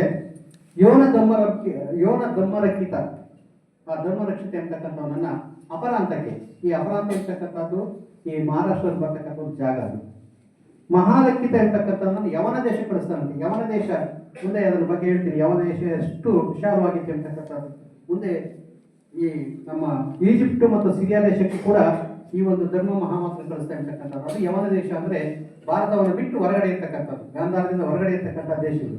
ಅವನು ಹೇಳ್ತಾನೆ ಯವನ ಮತ್ತು ಭಾರತ ಆ ಜನರ ವ್ಯತ್ಯಾಸಗಳೇನು ಅನ್ನೋದು ಬಹಳ ಚೆನ್ನಾಗಿ ಹೇಳ್ತಾನೆ ಅವನು. ಇಲ್ಲಿ ಮಹಾರಕ್ಷಿತನನ್ನ ಯವನ ದೇಶಕ್ಕೆ ಕಳಿಸದಂತೆ ಸೋನಾ ಮತ್ತು ಉತ್ತರ ಎಂಬತಕ್ಕಂಥವರನ್ನ ಸುವರ್ಣ ಭೂಮಿ ಅಂದ್ರೆ ಬರ್ಮಾ ದೇಶಕ್ಕೆ ಕಳಿಸ್ತಾನಂತೆ. ಆತ ಮಹಾಧರ್ಮರಕ್ಷಿತ ಎಂಬತಕ್ಕಂಥವನ್ನ ನಮ್ಮ ಮಹಾರಾಷ್ಟ್ರ ಕಳಿಸ್ತಾನೆ. ರಕ್ಷಿತ ಎಂಬತಕ್ಕಂಥ ಬರೀ ರಕ್ಷಿತ ಎಂಬತಕ್ಕಂಥವನ್ನ ನಮ್ಮ ಬನವಾಸಿ ಕಳಿಸ್ತಾನೆ. ಬನವಾಸಿ ಆ ಕಾಲಕ್ಕೆ ಬನವಾಸಿ ಬಹಳ ಹಿಂದಿನಿಂದಲೂ ಕೂಡ ಪ್ರಸಿದ್ಧವಾಗಿರ್ತಕ್ಕಂಥದ್ದು. ಅಲ್ಲಿ ಬೌದ್ಧಾವಶೇಷಗಳು ಹಿಂದೆ ಸಿಕ್ಕಿತ್ತು. ಈಗ ಬೌದ್ಧಾವಶೇಷಗಳು ಬೌದ್ಧರು ಯಾರು ಇಲ್ಲ ಅಲ್ಲಿ, ಬಟ್ ಅವಶೇಷಗಳು ಈಗ ಇತ್ತೀಚಿನ ಉತ್ಖನನದಲ್ಲಿ ಸಿಕ್ಕಿರ್ತಕ್ಕಂಥ ನಾವು ಗಮನಿಸ್ತೀವಿ ಅದನ್ನು.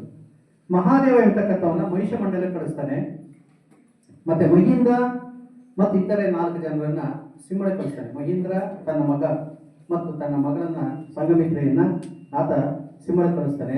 ಮಧ್ಯಮ ಎಂಬತಕ್ಕಂಥವನನ್ನ ಮಧ್ಯಮ ಎಂಬತಕ್ಕಂಥ ಹೆಸರು, ಅವನನ್ನು ಹಿಮಾಲಯ ಪ್ರಾಂತ್ಯಗಳಿಗೆ ಈ ತನ್ನ ಬೌದ್ಧ ಮತದ ಪ್ರಚಾರಕ್ಕಾಗಿ ಕಳಿಸ್ತಾನಂತೆ. ಅಂದ್ರೆ ಯಾರ್ಯಾರ ಕಳಿಸ್ತಕ್ಕಂಥ ಒಂದು ವಿವರ ನಮಗೆ ಸಿಗುತ್ತೆ. ಇದಾದ್ಮೇಲೆ ಈಗ ಬೌದ್ಧ ಧರ್ಮವನ್ನು ಸ್ವೀಕರಿಸಿದ ಮೇಲೆ ಮಾಡಿದ ನಾವು ಇತಿಹಾಸಕ್ಕೆ ಮಾಡಿದಂಥ ಭರತಖಂಡದ ಇತಿಹಾಸ ಮಾಡಿದಂಥ ಬಹಳ ಅಮೋಘವಾದಂಥ ಒಂದು ಸೇವೆ ಅಂದರೆ ಶಾಸನವನ್ನು ಬರೆಸಿದ್ರು. ಇಲ್ಲಿಯವರೆಗೆ ಯಾರೂ ಕೂಡ ಗಟ್ಟಿಯಾದಂಥ ವಸ್ತುಗಳ ಮೇಲೆ ಶಾಸನವನ್ನು ಬರೆಸಿರ್ಲಿಲ್ಲ. ಮರಳ ಮೇಲೆ ಬರಿತಾ ಇದ್ರು, ಅಕ್ಷರ ಕಲಿತಾ ಇದ್ರು. ಮರಳು ಬಹಳ ಪ್ರಮುಖವಾಗಿ ಸಿಗ್ತಾ ಇತ್ತು. ಅಥವಾ ಇವತ್ತು ಕೂಡ ಅಕ್ಷರಾಭ್ಯಾಸ ಮಾಡಬೇಕಾದ್ರೆ ಮನೆಗಳಲ್ಲಿ ಒಬ್ಬರು ಯಾರಾದ್ರೂ ಟ್ರೆಡಿಷನಲ್ ಅಕ್ಷರಾಭ್ಯಾಸ ಮಾಡಬೇಕಾದ್ರೆ ಇವಾಗ ಮರಳ ಮೇಲೆ ಬರ್ಸಲ್ಲ, ಅಕ್ಕಿ ಮೇಲೆ ಬರ್ಸ್ತಾರೆ. ಅಕ್ಕಿ ಸುಲಭವಾಗಿ ಸಿಗುತ್ತೆ ಅಂತ ಅಂದ್ರೆ ಅಕ್ಕಿಲೇ ಬರ್ಸ್ತಾರೆ. ಯಾಕೆ ಅಕ್ಕಿಲಿ ಬರ್ಸ್ತಾರೆ? ಯಾಕೆ ಒಂದು ಬಡಪನೆ ಕೊಟ್ಟು ಬರ್ಸ್ಬೋದಲ್ಲ? ಇಲ್ಲ, ಅಂದ್ರೆ ಆ ಒಂದು ಇದ್ದಂತ ಒಂದು ಸನ್ನಿವೇಶದಲ್ಲಿ ಅಂದ್ರೆ ಮರಳಿನ ಮೇಲೆ ಬರೆದು ಅಕ್ಷರ ಕಲ್ತು ಅಲ್ಲೇ ಮರೆತು ಬಿಡ್ತಾ ಇದ್ರು. ಗಟ್ಟಿ ವಸ್ತುವಿನ ಮೇಲೆ ಬರೆಯುವಾಗಿರಲಿಲ್ಲ. ಯಾಕಂದ್ರೆ ಸೇಕ್ರೆಟ್ ಇದು ಬರವಣಿಗೆಗಳು ಬಹಳ ಪವಿತ್ರವಾದಂಥ ಬರವಣಿಗೆಗಳಾದ್ರಿಂದ ಅವನ್ನ ಗಟ್ಟಿ ವಸ್ತುವಿನ ಮೇಲೆ ಬರೆಯುವಾಗಿರ್ಲಿಲ್ಲ. ಅವನು ಬೇರೆಯವ್ರು ನೋಡುವಾಗಿಲ್ಲ, ಓದುವಾಗಿರ್ಲಿಲ್ಲ. ಇಂಥ ಸನ್ನಿವೇಶದಲ್ಲಿ ಈ ಬೌದ್ಧ ಧರ್ಮವನ್ನ ಅಂದ್ರೆ ವೈದಿಕರಿಂದ ಸ್ವಲ್ಪ ಬದಲಾವಣೆ ಆದಂತ ಒಂದು ಧರ್ಮವನ್ನು ಸ್ವೀಕರಿಸಿದಂಥ ಸನ್ನಿವೇಶದಲ್ಲಿ ಬೌದ್ಧ ಧರ್ಮವನ್ನು ಸ್ವೀಕರಿಸಿದಾಗ ಇವರಿಗೆ ಆ ನಿಯಮಗಳು ಅನ್ವಯಿಸಿಲ್ಲ. ಅಶೋಕನಿಗೆ ನಮಗೆ ಬೌದ್ಧ ಗ್ರಂಥಗಳಲ್ಲೇ ಬುದ್ಧ ಶ್ರೀಗಂಧದ ಹಲಗೆಯ ಮೇಲೆ ಲೇಖನಿಯನ್ನು ಬರೀತಾ ಇದೆ ಅಂತಕ್ಕಂಥ ಉಲ್ಲೇಖಗಳು ಬರುತ್ತೆ. ಆದರೆ ಅಕ್ಷರ ಇರ್ತಕ್ಕಂಥದ್ದು ಗಟ್ಟಿಯಾದಂಥ ವಸ್ತುವಿನ ಮೇಲೆ ಅಕ್ಷರ ಬರೀತಕ್ಕಂಥ ಒಂದು ಉಲ್ಲೇಖ ನಮ್ಮಲ್ಲಿ ಎಲ್ಲೂ ಕೂಡ ಬರೋದಿಲ್ಲ, ಎಲ್ಲೂ ಸಿಕ್ಕಿಲ್ಲ. ನಮಗೆ ಬ್ರೂಸಿಂಗ್ ಸಿಗುತ್ತೆ. ನಿಮಗೆ ಆರ್ಕಿಯಾಲಜಿ ಪುರಾತತ್ವ ಅಧ್ಯಯನ ಮಾಡ್ತಕ್ಕಂಥವ್ರು ಗೊತ್ತಾಗುತ್ತೆ. ನಿಮಗೆ ಬೇಕಾದಷ್ಟು ಬಂಡೆಗಳ ಮೇಲೆ ಪ್ರಾಗೈತಿಹಾಸಿಕ ಬ್ರೂಸಿಂಗ್ ಸಿಗುತ್ತೆ. ಕಲ್ಲಲ್ಲೇ ಕೊರೆದಿರ್ತಕ್ಕಂಥದ್ದು, ಕಲ್ಲಲ್ಲೇ ಗೀಚಿರ್ತಕ್ಕಂಥದ್ದು, ಆ ಗೀಚು ನಿಮಗೆ ಸಿಗುತ್ತೆ. ಆದರೆ ಅಕ್ಷರ ಅಂತಕ್ಕಂಥ ರೀತಿಯಲ್ಲಿ ಒಂದು ವ್ಯವಸ್ಥಿತವಾದಂಥ ಒಂದು ಬರವಣಿಗೆ ನಮಗೆ ಸಿಕ್ಕಿರಲಿಲ್ಲ. ಯಾಕೆಂದರೆ ಬರವಣಿಗೆಯನ್ನ ಗಟ್ಟಿಯಾದಂಥ ವಸ್ತುಗಳ ಮೇಲೆ ಬರೆಯುವ ಹಾಗೆ ಇರಲಿಲ್ಲ. ಯಾಕೆಂದರೆ ಬರವಣಿಗೆ ಅಂತಕ್ಕಂಥದ್ದು ಬಹಳ ಪವಿತ್ರವಾದಂಥ ಒಂದು ಕೆಲಸವಾದ್ರಿಂದ ಅದನ್ನು ಬೇರೆಯವರು ನೋಡಬಾರ್ದು. ಅಂದರೆ ತಾವು ತಮ್ಮನ್ನು ಬಿಟ್ಟು ಅಂದರೆ ಬ್ರಾಹ್ಮಣರು ಅಥವಾ ವೈದಿಕರು ಬಿಟ್ಟು ಉಳಿದವರು ನೋಡಬಾರ್ದು ಇರ್ತಕ್ಕಂಥ ಒಂದು ಕಾರಣಕ್ಕಾಗಿ ಅಥವಾ ಓದಬಾರ್ದು ಇರ್ತಕ್ಕಂಥ ಕಾರಣಕ್ಕಾಗಿ ಗಟ್ಟಿಯಾದಂಥ ವಸ್ತುಗಳ ಮೇಲೆ ಬರೆಯುವಾಗಿರಲಿಲ್ಲ. ಆದರೆ ಬೌದ್ಧ ಮತವನ್ನು ಸ್ವೀಕರಿಸಿದಂಥ ಅಶೋಕನಿಗೆ ಅದು ಅನ್ವಯಿಸಲಿಲ್ಲ. ಯಾಕೆಂದ್ರೆ ಅವನು ವೈದಿಕ ಮತದ ವಿರೋಧಿಯಾಗಿ ಬಂದಂಥ ಒಂದು ಧರ್ಮವನ್ನು ಸ್ವೀಕರಿಸಿದ್ದಾನೆ. ಅಂಥ ಸನ್ನಿವೇಶದಲ್ಲಿ ಆತ ಬುದ್ಧನ ತತ್ವಗಳನ್ನು ಬಂಡೆಗಳ ಮೇಲೆ ಬರ್ಸೋಕೆ ಶುರು ಮಾಡ್ತಾನೆ. ಆ ಕಲ್ಲಿನ ಮೇಲೆ, ಗಟ್ಟಿಯಾದಂಥ ವಸ್ತುಗಳ ಮೇಲೆ ಕೆತ್ತಿಸ್ತಾನೆ ಅವನು. ಕೆತ್ತೋದಕ್ಕೆ ಯಾರು ಕೆತ್ತೋದು? ಕೆತ್ತನೆ ಮಾಡೋದಕ್ಕಿಂತ ಜನ ಇರಲಿಲ್ಲ ಇಲ್ಲಿ. ಯಾಕೆಂದ್ರೆ ನಮಗಿನ್ನೂ ಆ ಟೆಕ್ನಾಲಜಿ ನಮಗೆ ಹೆಚ್ಚಿಗೆ ಬಳಕೆಯಲ್ಲಿ ಇರಲಿಲ್ಲ. ಅದು ಯಾಕೆ ಬಳಕೆಯಲ್ಲಿಲ್ಲ ಅಂದರೆ ಗಟ್ಟಿಯಾದ ವಸ್ತುಗಳ ಮೇಲೆ ಬರೀತಕ್ಕಂಥ ಒಂದು ಸನ್ನಿವೇಶ ನಮ್ಗೆ ಒದಗಿರಲಿಲ್ಲ. ಆಗ ವಾಯುವ್ಯ ಭಾರತದಿಂದ ಏನು ಮಾಡ್ತಾನೆ ಆತ ಅನೇಕ ಶಿಲ್ಪಿಗಳನ್ನು ಕರೆಸ್ಕೊಳ್ತಾನೆ. ವಾಯುವ್ಯ ಭಾರತ ಇಷ್ಟೊತ್ತಿಗೆ ಬರವಣಿಗೆಯಲ್ಲಿ ನಿಷ್ಣಾತವಾಗಿತ್ತು. ಗ್ರೀಕರ ಒಂದು ಸಂಪರ್ಕ ಮತ್ತು ಅರಾಮೀನಿಯರ ಸಂಪರ್ಕದಿಂದ ಸಾಕಷ್ಟು ಬರವಣಿಗೆಯಲ್ಲಿ ಈಗಾಗಲೇ ಅಲ್ಲಿ ರಚಿತವಾಗಿತ್ತು. ಮತ್ತು ಡೇರಿಯಸ್ಸನ ಶಾಸ್ತ್ರಗಳು ಇವರಿಗೆ ಕ್ರಿಸ್ತಪೂರ್ವ 7ನೇ ಶತಮಾನ 8ನೇ ಶತಮಾನದ ಒಂದು ಅನೇಕ ಶಾಸ್ತ್ರಗಳು ಪರ್ಷಿಯಾದ ರಚನೆಯಾಗಿದ್ದವು. ಹಾಗೆ ಗ್ರೀಸರು ಭಾರತಕ್ಕೆ ಬಂದ ಮೇಲೆ ಗ್ರೀಕ್ ಲಿಪಿ ಇಲ್ಲಿ ಬಳಕೆಗೆ ಬಂದಿತ್ತು. ಹೀಗಾಗಿ ಅಲ್ಲಿ ಬರವಣಿಗೆ ಇತ್ತು, ಅಲ್ಲಿ ಗ್ರೀಕ್ನಲ್ಲಿ ಬರವಣಿಗೆ ಇತ್ತು. ಈ ಒಂದು ಸನ್ನಿವೇಶವನ್ನು ಬಳಸಿಕೊಂಡು ಅಶೋಕ ವಾಯುವ್ಯ ಭಾರತದ ಕಡೆಯಿಂದ, ಅಂದರೆ ಆಫ್ಘಾನಿಸ್ತಾನ ಮತ್ತು ಈಗಿನ ಪಾಕಿಸ್ತಾನದ ಕಡೆಯಿಂದ, ವಾಯುವ್ಯ ಭಾರತ ಅಂದರೆ ನಮ್ಮ ದೇಶಕ್ಕೆ ಇರ್ತಕ್ಕಂಥ ಒಂದು ವಾಯುವ್ಯ ಭಾರತದಲ್ಲಿ ಇರ್ತಕ್ಕಂಥದ್ದು, ಆ ಕಡೆ ಪ್ರದೇಶದಿಂದ ಲಿಪಿಕಾರರನ್ನು ಕರೆಸ್ಕೊಂಡು ಅವರಿಗೆ ಎಲ್ಲ ಆ ಕಡೆಯಲ್ಲಿ ಶಾಸನ ಹಾಕೋದಕ್ಕೆ ಅದು ಏರ್ಪಾಡು ಮಾಡ್ತಾರೆ. ನೋಡಿ, ಇದ್ದಕ್ಕಿದ್ದಂತೆ ಕಾಣಿಸ್ಕೊಡ್ತಕ್ಕಂಥದ್ದು ನಮ್ಮಲ್ಲಿ ಆ ಸ್ತಂಭಗಳು. ಅಶೋಕನ ಸ್ತಂಭ ನೀವು ನೋಡಬೇಕು. ಅಶೋಕನ ಸ್ತಂಭ ನೋಡಿದಾಗ ಅದಕ್ಕಿಂತ ಮೊದಲನೇ ಸ್ತಂಭ ನಮಗೆಲ್ಲೂ ಸಿಗೋದೇ ಇಲ್ಲ. ಮರದ ಸ್ತಂಭಗಳು ಸಿಗ್ಬೋದು ನಮಗೆ, ಆದರೆ ಅಶೋಕನ ಸ್ತಂಭಗಳು ಎಲ್ಲೂ ನಮ್ಗೆ ಸಿಗೋದಿಲ್ಲ ಅಶೋಕನ ಕಾಲದವರೆಗೆ. ಅಂದರೆ ಕಲ್ಲಿನಲ್ಲಿ ಆ ಥರ ಕೆಲಸ ಮಾಡ್ತಕ್ಕಂಥ ಜನ ನಮ್ಮಲ್ಲಿ ಇರಲಿಲ್ಲ ಅಂತ ನನ್ನ ಭಾವನೆ. ಹೀಗಾಗಿ ಮೊಟ್ಟ ಮೊದಲಿಗೆ ಏನು ಮಾಡ್ತಾನೆ, ಅನೇಕ ಶಿಲ್ಪಿಗಳನ್ನು ಕರೆಸ್ಕೊಂಡು ಇಲ್ಲಿ ಆ ಸ್ತಂಭಗಳನ್ನು ಮಾಡಿಸ್ತಾನೆ. ಮತ್ತೆ ಶಾಸನಗಳನ್ನು ಬೇರೆ ಬೇರೆ ಕಡೆಗಳಲ್ಲಿ ಕೆತ್ತಿಸೋದಕ್ಕೆ ಅವನ್ನೆಲ್ಲ ಕಳಿಸ್ತಾನೆ. ಆ ಥರ ಬಂದಂಥವನೇ ನಮ್ಮ ಬ್ರಹ್ಮಗಿರಿಯಲ್ಲಿ ಬಂದಂಥ ಚಪಡ ಇರ್ತಕ್ಕಂಥವ್ನು. ಚಪಡೆಯನ ಲಿಖಿತಂ ಲಿಪಿಕರೇಣ, ಚಪಡ ಇರ್ತಕ್ಕಂಥವನು ಬಂದು ಇಲ್ಲಿ ಶಾಸನವನ್ನು ಬರೀತಾನಂತೆ. ಅವನು ಆ ಲಿಪಿಕಾರ ಇರ್ತಕ್ಕಂಥ ಚಪಡ ಇರ್ತಕ್ಕಂಥ ಲಿಪಿಕಾರ ಬಂದು ಶಾಸನವನ್ನು ಬರ್ತಾ ಇರ್ತಕ್ಕಂಥ ಒಂದು ಉಲ್ಲೇಖ ಬರುತ್ತೆ. ಆ ಚಪಡ ಎಲ್ಲಿ ಯಾವ ಲಿಪಿಯಲ್ಲಿ ಬರ್ತಾನೆ ಅವನು? ವಾಯುವ್ಯ ಭಾರತದಲ್ಲಿ ಬಳಕೆಯಲ್ಲಿದ್ದಂಥ ಲಿಪಿ, ಅದು ಕರೋಷ್ಠಿ ಇರ್ತಕ್ಕಂಥ ಲಿಪಿ. ಆ ಕರೋಷ್ಠಿ ಇರ್ತಕ್ಕಂಥ ಲಿಪಿಯಲ್ಲಿ ಆ ತನ್ನ ಹೆಸರನ್ನು ಬರ್ಕೊಂಡಿದ್ದಾನೆ ಅವನು. ಚಪಡೆಯನ್ನ ಲಿಖಿತಂ ಲಿಪಿಕಾರೇನ, ಅಷ್ಟೇ ನಾವು ಬರೀತಕ್ಕಂಥದ್ದು ಭಾಗದಲ್ಲಿ.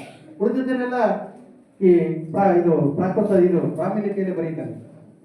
ಇಲ್ಲಿ ಅಶೋಕ ತನ್ನ ಶಾಸನಗಳನ್ನ 4 ಭಾಷೆಗಳಲ್ಲಿ 3 ಲಿಪಿಗಳಲ್ಲಿ ಬರೀತಾನೆ.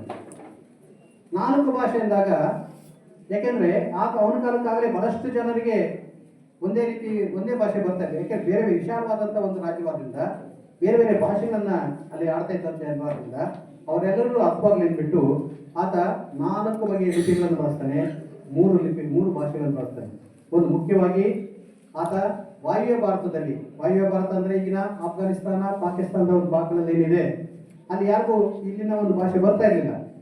ಅಲ್ಲೆಲ್ಲ ಈಗಾಗಲೇ ಗ್ರೀಕರು ಸತ್ರಪಿಗಳನ್ನು ಸ್ಥಾಪನೆ ಮಾಡ್ಕೊಂಡಿದ್ರು.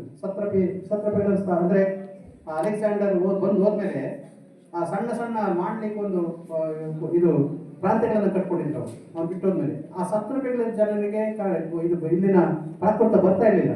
ಅದಕ್ಕಾಗಿ ಏನು ಮಾಡೋದು, ಅವ್ರಿಗಾಗಿ ಗ್ರೀಕ್ ಭಾಷೆ ಶಾಸನ ಹಾಕಿಸ್ತಾರೆ.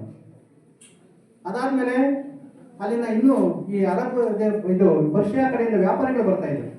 ಆ ಪರ್ಷಿಯಾ ಕಡೆಯಿಂದ ಬರ್ತಾ ಇದ್ದಂಥ ವ್ಯಾಪಾರಿಗಳ ಅನುಕೂಲಕ್ಕಾಗಿ ಬೌದ್ಧ ತತ್ವಗಳನ್ನು ನಾವು ತಿಳ್ಕೊಳ್ಳಿ ಅಂತಕ್ಕಂಥ ಒಂದು ಕಾರಣಕ್ಕಾಗಿ ಅರಾಮಿಯ ಲಿಪಿಯಲ್ಲಿ ಹಾಕಿಸ್ತಾರೆ ಶಾಸ್ತ್ರವನ್ನು. ಅರಾಮಿಯ ಅಂತಕ್ಕಂಥದ್ದು ಒಂದು ಭಾಷೆ ಮತ್ತು ಲಿಪಿ. ಆ ಲಿಪಿಯಲ್ಲಿ ಶಾಸನ ಹಾಕಿಸ್ತಾರೆ. ನೋಡಿ, ಅವನು ತನ್ನ ತತ್ವಗಳನ್ನ ಇನ್ನೋರಷ್ಟೇ ತಿಳ್ಕೊಳ್ಬೇಕು ಅಂತಲ್ಲ, ಉಳಿದವರು ತಿಳ್ಕೊಳ್ಬೇಕು, ಬೇರೆಯವರು ತಿಳ್ಕೊಳ್ಬೇಕು. ಯಾರ ಬೇರೆಯವರು? ಗ್ರೀಕರು ತಿಳ್ಕೊಳ್ಬೇಕಾದ್ರೆ ಗ್ರೀಕ್ ಭಾಷೆ ಮತ್ತು ಗ್ರೀಕ್ ಲಿಪಿಯಲ್ಲಿ ಇರಬೇಕು.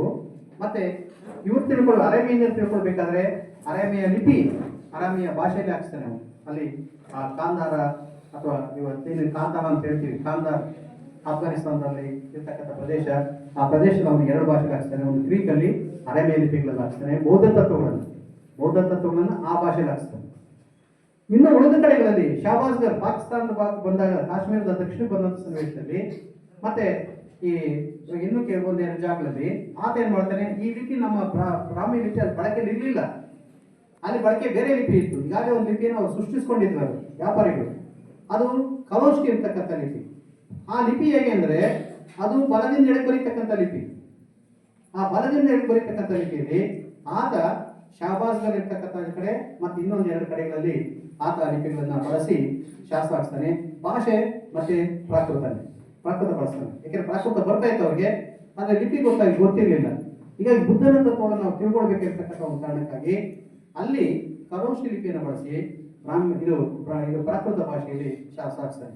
ಉಳಿದ ಎಲ್ಲ ಭರತಖಂಡದಲ್ಲೆಲ್ಲ ಆತ ಹಾಕ್ಸಿದ್ದು ಈ ಪ್ರಾಕೃತ ಭಾಷೆಯನ್ನು ಬಳಸಿ ಮತ್ತೆ ಬ್ರಾಹ್ಮಿ ಲಿಪಿಯನ್ನು ಬಳಸಿ ಶಾಸನ ಹಾಕ್ತಾರೆ. ಇದೊಂದು ತುಣುಕು ಮಾತ್ರ ನಮ್ಮ ಬ್ರಹ್ಮಗಿರಿ ಶಾಸನ, ಜಟಂಗಿ ರಾಮೇಶ್ವರ ಮತ್ತು ಸಿದ್ದಾಪುರ 3 ಕಡೆ ಸಿಕ್ಕಿರ್ತಕ್ಕಂಥ ಶಾಸನದಲ್ಲಿ ಮಾತ್ರ ಅಲ್ಲಿ ಈ ಕರೋಷ್ಠಿ ಲಿಪಿಯಲ್ಲಿ ತನ್ನ ಹೆಸರನ್ನು ಬರ್ಕೊಂಡಿದ್ದಾನೆ. ಚಪಡಿಯಲ್ಲಿ ಲಿಖಿತಂ ಲಿಪಿಕರೇಣ. ಆದರೆ ಬ್ರಹ್ಮಗಿರಿ ಶಾಸನದಲ್ಲಿ ಚೆನ್ನಾಗಿ ಪೂರ್ತಿ ಉಳ್ಕೊಂಡಿದೆ. ಉಳಿದ 2 ಶಾಸನದಲ್ಲಿ, ಸಿದ್ದಾಪುರ ಶಾಸನದಲ್ಲಿ ಮತ್ತೆ ಈ ಇನ್ನೊಂದು ಶಾಸನದಲ್ಲಿ ಅವು ಹೋಗ್ಬಿಟ್ಟಿವೆ, ಸ್ವಲ್ಪ ಅಳಿಸೋಗಿದೆ. ಅಂದ್ರೆ ಅದನ್ನು ಮತ್ತೆ ರೀಕನ್ಸ್ಟ್ರಕ್ಟ್ ಮಾಡಬಹುದು. ಹೀಗಾಗಿ ಈತ ಈ ಒಂದು ಶಾಸನ ಹಾಕ್ಸೋದಕ್ಕೆ ಪ್ರಾರಂಭ ಮಾಡಿದಾಗ ಈ ಶಾಸನದ ಅಧ್ಯಯನ ದೃಷ್ಟಿಯಿಂದ ನಾವು ಒಂದು 6 ಭಾಗಗಳಾಗಿ ವಿಂಗಡಿಸಬಹುದು. ಒಂದು ಶಾಸನ ಹಾಕ್ಸಂತ ಸನ್ನಿವೇಶದಲ್ಲಿ ನೋಡಿ, ಬೇರೆ ಯಾವ ವರ್ಷದ ಅನಂತರ ಬಂದಂತೆ 2300 ವರ್ಷ ಇರ್ಬೋದು. 2300 ವರ್ಷಗಳಲ್ಲಿ ಯಾರು ಇಷ್ಟೊಂದು ಶಾಸನಗಳನ್ನ ಹಾಕ್ತಂತ ಶಾಸನ ಉಳಿದು ಬಂದಿಲ್ಲ. 6ನೇ ವಿಕ್ರಮಾದಿತ್ಯ ಅವನ 300-400 ಶಾಸನಗಳನ್ನ ಹಾಕ್ಸ್ತಾನೆ. ಬಹುಶಃ ಭರತಖಂಡದಲ್ಲಿ ಇಡೀ ಪ್ರಪಂಚದ ಯಾರೋ ಶಾಸನ ಹಾಕ್ಸಿಲ್ಲ.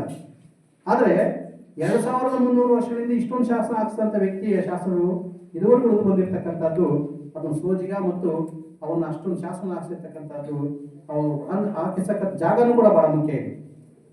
ನೀವು ಮಸ್ಕಿ ಬಿಡ್ರಿ, ಪಾಲ್ಕಿ ಗುಂಡು ಹೋಗಿ, ಪಾಲ್ಕಿ ಗುಂಡಲ್ಲಿ 3 ಕಾಲ ಮೇಲೆ ನಿಂತಿರ್ತಕ್ಕಂಥ ಗುಂಡಿನ ಕೆಳಗೆ ಶಾಸನ ಆಗ್ತಾವೆ. ಕೊಪ್ಪಳದಲ್ಲಿ ಗವಿಮಠ ಹಿಂಭಾಗದಲ್ಲಿ ಇರ್ತಕ್ಕಂಥದ್ದು ಅಷ್ಟೇ, ಒಂದು ಸಣ್ಣ ಕಲ್ಲು, ಆ ಕಲ್ಲು ಮೇಲೆ ಅವನು ಕೊರೆದಿದ್ದಾನೆ ಹತ್ತೋದಕ್ಕೆ. ಆ ಹತ್ತಿ ಹೋಗಿ ಅಂದ್ರೆ ಅಲ್ಲಿ ಶಾಸನ ನಿಮ್ಗೆ ಕಾಣಿಸ್ತದೆ. ಅಂದ್ರೆ ಒಂದು ಸ್ವಲ್ಪ ಜಾಗದಲ್ಲಿ ಬೆಟ್ಟಗಳ ಮೇಲೆ, ಯಾಕಂದ್ರೆ ಅಲ್ಲೆಲ್ಲ ಓಡಾಡ್ತಕ್ಕಂಥ ಜನ, ಎತ್ತಿಗಳು ಇತ್ಯಾದಿ ವಾಸ ಮಾಡ್ತಾ ಇದ್ದಂಥ ಜನ ಅನುಕೂಲ ಆಗಲಿ ಅಂತಕ್ಕಂಥ ಕಾರಣ ಕೇಳ್ತಾನೆ. ಇದನ್ನ 7 ಭಾಗಗಳಾಗಿ ವಿಂಗಡಿಸ್ತೀವಿ.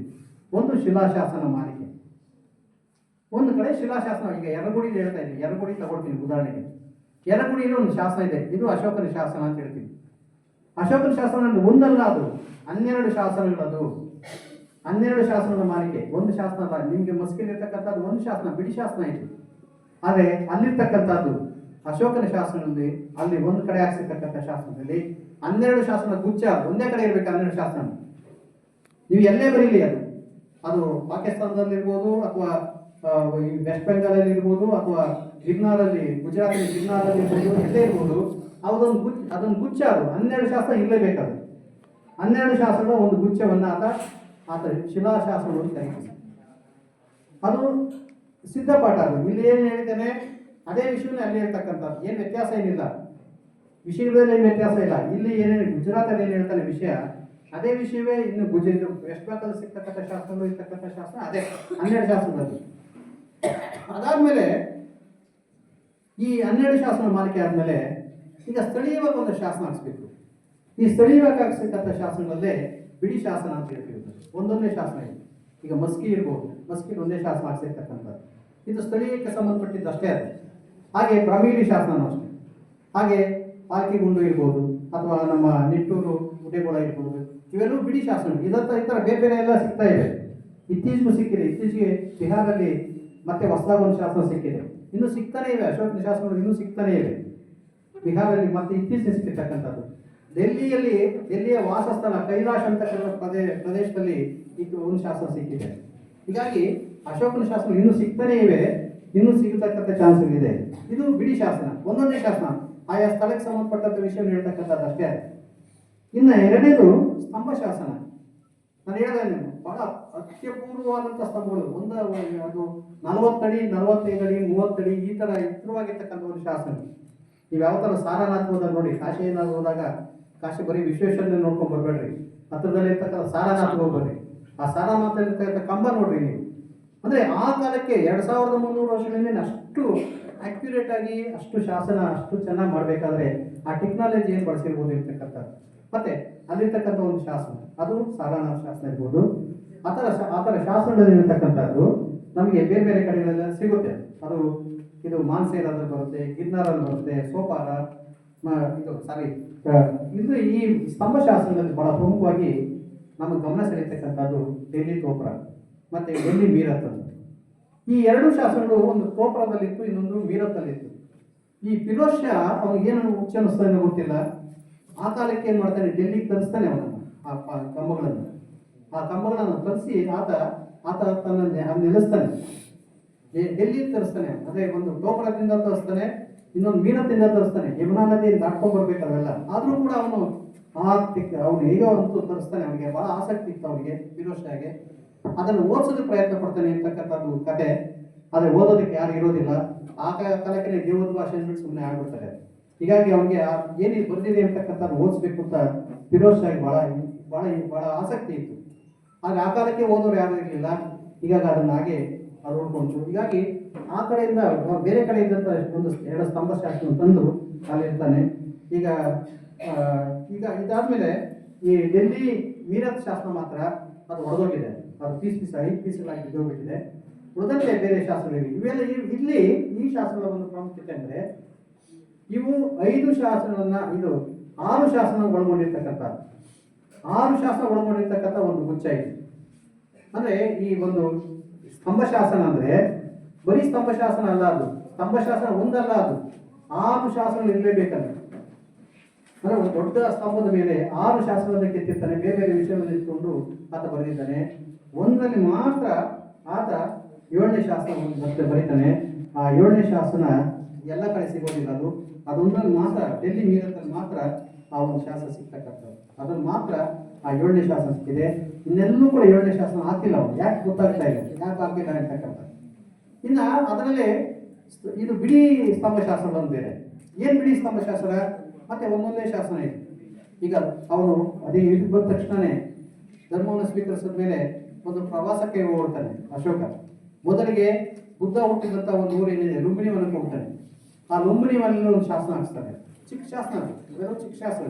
ಆ ಸ್ಥಳಕ್ಕೆ ಏನಪ್ಪಾ ಅಂದ್ರೆ ಲುಂಬಿನಿ ಗ್ರಾಮಕ್ಕೆ ಇದ್ದಂತ ಒಂದು ತೆರಿಗೆಯಲ್ಲಿ ಕಡಿತ ಮಾಡ್ತಾನೆ ಅವನಷ್ಟೇ. ತೆರಿಗೆಯನ್ನು ಕಡಿತ ಮಾಡಿದಂಥ ವಿಷಯ ಹೇಳ್ತಕ್ಕಂಥ ಈ ತರ ಸ್ಥಳೀಯವಾಗಿ ಹೇಳ್ತಕ್ಕಂಥ ವಿಷಯಗಳನ್ನು ಹೇಳ್ತಕ್ಕಂಥ ಕೆಲವು ಶಾಸನವನ್ನು ಹಾಕ್ತಾನೆ. ಅದರಲ್ಲಿ ಮುಖ್ಯವಾಗಿ ಈ ಒಂದು ಅದನ್ನೇ ಬಿಡಿ ಶಾಸನ ಅಂತ ಹೇಳ್ತೀವಿ ನಾವು. ಇದಾದ್ಮೇಲೆ ನಾವು ಬರ್ತಕ್ಕಂಥದ್ದು ಈ ಗುಹಾಶಾಸನ. ಈ ಗುಹಾಶಾಸನದಲ್ಲಿ ಮುಖ್ಯವಾಗಿ ಬರ್ತಕ್ಕಂಥದ್ದು ನಮಗೆ ಬೇರೆ ಎಲ್ಲೂ ಸಿಗೋದಿಲ್ಲ. ಅದು ಬರಾಬರ್ ಇರ್ತಕ್ಕಂಥ ಒಂದು ಪ್ರದೇಶ ಬಿಹಾರಲ್ಲಿ, ಅಲ್ಲಿರ್ತಕ್ಕಂಥ ಒಂದು ಗುಹೆಗಳನ್ನು ಮಾಡಿಸ್ತಾನೆ. ಆದರೆ ಬೌದ್ಧ ಭಿಕ್ಷುಕರಿಗೆಲ್ಲ ಅದು ಆಜೀವಿಕರಿಗಾಗಿ ಮಾಡಿಸ್ತಾನೆ. ಈ ಆಜೀವಿಕರು ಈ ಕಡೆ ಜೈನರು ಅಲ್ಲ, ಈ ಕಡೆ ಬೌದ್ಧರು ಅಲ್ಲ, ಈ ಕಡೆ ವೈದಿಕರು ಅಲ್ಲ, ಆ ಥರದ ಒಂದು ಗುಂಪದು. ಈಗ ಯಾರು ಇಲ್ಲ. ಅದು ಈ ಆ ಗುಂಪು ಬಗ್ಗೆ ಹೇಳ್ತಕ್ಕಂಥ ಒಂದು ವಿವರಗಳು ನಮಗೆ ಸಿಗೋದಿಲ್ಲ. ಈಗ ಆ ಆಜೀವಿಕರಿಗಾಗಿ ಆತ ಗುಹೆಗಳನ್ನು ಮಾಡಿಸ್ತಾನೆ. ಆ ಗುಹೆಗಳನ್ನು ಕೊಟ್ಟಂಥ ಒಂದು ವಿಷಯವನ್ನ ಅಲ್ಲಿ ಆತ ಶಾಸ್ತ್ರ ತರಿಸಿದ್ದಾನೆ. ಅದೊಂದೇ ಗುಹೆಯನ್ನು ಮಾಡಿಸಿದ್ರು. ಇವಾಗ ಗುಹೆಯನ್ನು ನೋಡಬೇಕು, ಕರಡಿ ಇದ್ದಂಗಿದೆ, ಅಷ್ಟು ನೈಸಾಗಿದೆ. ಅಂದ್ರೆ ಆತ ಇದ್ದಕ್ಕಿದ್ದಂತೆ, ಯಾಕೆಂದ್ರೆ ಅಶೋಕನಿಗಿಂತ ಮೊದಲು ಈ ತರದ ಒಂದು ರಚನೆ ನಮ್ಮ ಶಿಲಾರಚನೆ ನಮ್ಗೆ ಎಲ್ಲೂ ಸಿಗೋದಿಲ್ಲ. ಅದು ಇದ್ದಕ್ಕಿದ್ದಂತೆ ಅಶೋಕನ ಕಾಲಕ್ಕೆ ಹೆಂಗೆ ಸಿಕ್ತು ಅನ್ನೋದಾದ್ರೆ ಆತ ಬಹಳಷ್ಟು ಮಟ್ಟಿಗೆ ಆ ಕಡೆಯಿಂದ ಈ ಶಿಲ್ಪಿಗಳನ್ನ ಕರೆಸ್ಕೊಳ್ತಾನೆ ಅಂತಕ್ಕಂಥದ್ದು. ಮತ್ತೆ ಚಪ್ಪಡಿ ಶಾಸನ ಒಂದು, ಚಪ್ಪಡಿ ಶಾಸನ ಏಕೈಕ ಶಾಸನ ನಮ್ಮ ಕರ್ನಾಟಕದಲ್ಲಿ ಸಿಕ್ಕಿರ್ತಕ್ಕಂಥದ್ದು. ಅದು ಸನ್ನತಿಯಲ್ಲಿ ಸಿಕ್ಕಿರ್ತಕ್ಕಂಥದ್ದು. ಚಂದ್ರಲಂಬ ದೇವಸ್ಥಾನವನ್ನ ಬಿಚ್ಚಿ ಅದು ದೇವರು ಒಡೆದೋಗುತ್ತೆ, ಮುರಿದೋದ ಸನ್ನಿವೇಶದಲ್ಲಿ ಅದನ್ನು ತೆಗೆದು ಅದನ್ನು ಜೀರ್ಣೋದ್ಧಾರ ಮಾಡಬೇಕಿರ್ತಕ್ಕಂಥ ಸನ್ನಿವೇಶದಲ್ಲಿ ತೆಗೆದಾಗ ಆ ದೇವರ ಪಾಣಿಪೀಠಕ್ಕೆ ಹಾಕಿದ್ದು, ಇದು ಪೀಠಕ್ಕೆ ಪಾದಪೀಠಕ್ಕೆ ಹಾಕಿದ್ದು ಈ ಒಂದು ಶಾಸನದ ಕಲ್ಲು. ಬಹಳ ದೊಡ್ಡ ಕಲ್ಲದು, ಇಷ್ಟೆಲ್ಲ ಬರುತ್ತೆ, ಹೆಚ್ಚು ಕಮ್ಮಿ ಆ ಕಲ್ಲು, ಅಗಲವಾದಂಥ ಕಲ್ಲು. ಆ ಕಲ್ಲಿನ ಎರಡೂ ಬದಿಗಳಲ್ಲಿ ಈ ಶಾಸನದಲ್ಲಿ ಮುಖ್ಯವಾಗಿ ಬರೆದಿರ್ತಕ್ಕಂಥದ್ದು 12 ಮತ್ತು 14ನೇ ಶಾಸನವನ್ನು ಮಾತ್ರ ಸಿಕ್ಕಿದೆ. ಉಳಿದ ಶಾಸನ ಯಾವುದು ನಮ್ಗೆ ಸಿಗೋದಿಲ್ಲ. ಅಂದ್ರೆ ಇದು ಒಂದೇ ಒಂದು ಉದಾಹರಣೆ ನಮ್ಗೆ ಸಿಗ್ತಕ್ಕಂಥದ್ದು ಚಪ್ಪಡಿ ಬರ್ತಿರ್ತಕ್ಕಂಥದ್ದು. ಅದು ಕರ್ನಾಟಕದಲ್ಲಿ ಚಪ್ಪಡಿಯನ್ನು ಬಳಸ್ಕೊಂಡು ಬರೆದಿರ್ತಕ್ಕಂಥ ಒಂದು ಶಾಸನ.